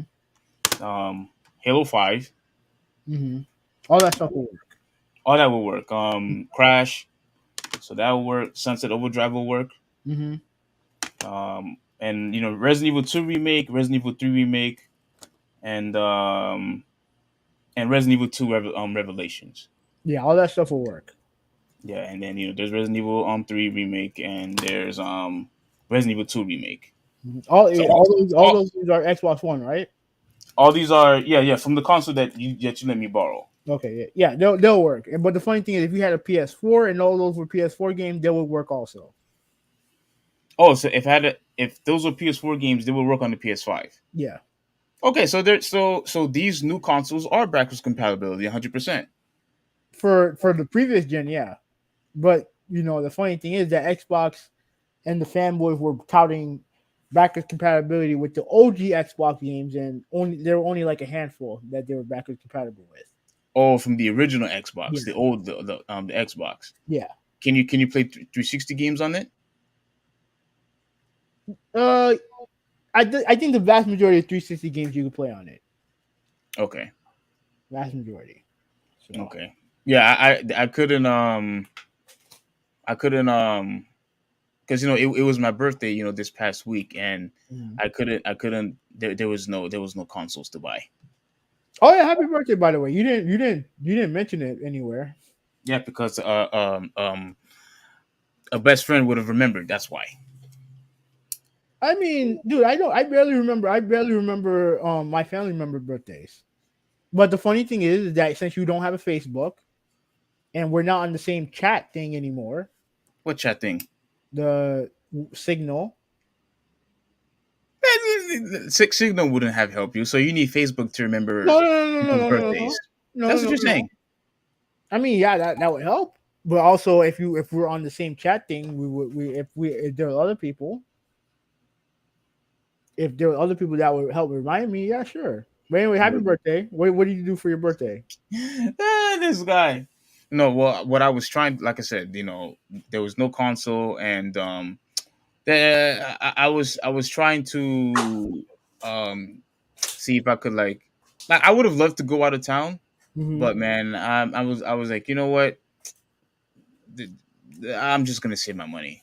I'm just when I take my next vacation, like during the holiday season, that's when I'll probably do something. But yeah, I didn't really do much, except spend time with the family. Like we had like a little get together with the fam. Oh, that's good. That's good. That's So good. that was good enough. Yeah. All right. Before you go, Ruben said I have Steam to avoid that stack. I know that's gonna piss you off. Yeah, that's gonna piss me off. I don't give a damn about Steam. I don't give a damn about Steam. Why? Because when I have these games, when I have these games, right? I could do whatever I want. What I want to do with these games. If I want to trade them, I could do that. If I want to have someone borrow it, I could do that. I have a say so. When it comes to Steam and digital, I don't have a say so anymore. I don't mess with digital unless I don't have a choice. All right. On that note, the podcast is over. Thank you guys for watching. Ruben, thank you so much. Nolan, thank you so much. Malta, thank you so much. Like I said, we'll we are scheduled to do a Monday show, but like I said, there's really nothing to talk about. Then we'll just do it. We'll do it some other time. Likely, though, something will happen on Monday that we'll do a podcast. But if not, then just keep an eye out for us on our social media. I have a Twitter account, Instagram. You can find me there. Steve has a Twitter account. I know. Yeah, that's all you have. Twitter, right? I have Twitter. I have Instagram. Yeah, Instagram as well. So yeah, keep follow us there. Like I said, follow us on our individual channels. And just support the content. Yeah, absolutely. If you guys don't mind, hit the like button and subscribe and share it on your social media, so that way people could watch us. And I don't know how we made it to 3 hours, but this is a 3-hour show. I don't know how that was possible with 2 topics, but yeah. But it was still fun. So we were able to still put on a very good show. I hope you all liked it. Enjoy yourselves. Thank you for sticking around. Shout out to all of you guys. This is the Traditionalist 101 signing out. Have a good one. Who 186? I'm out. Peace.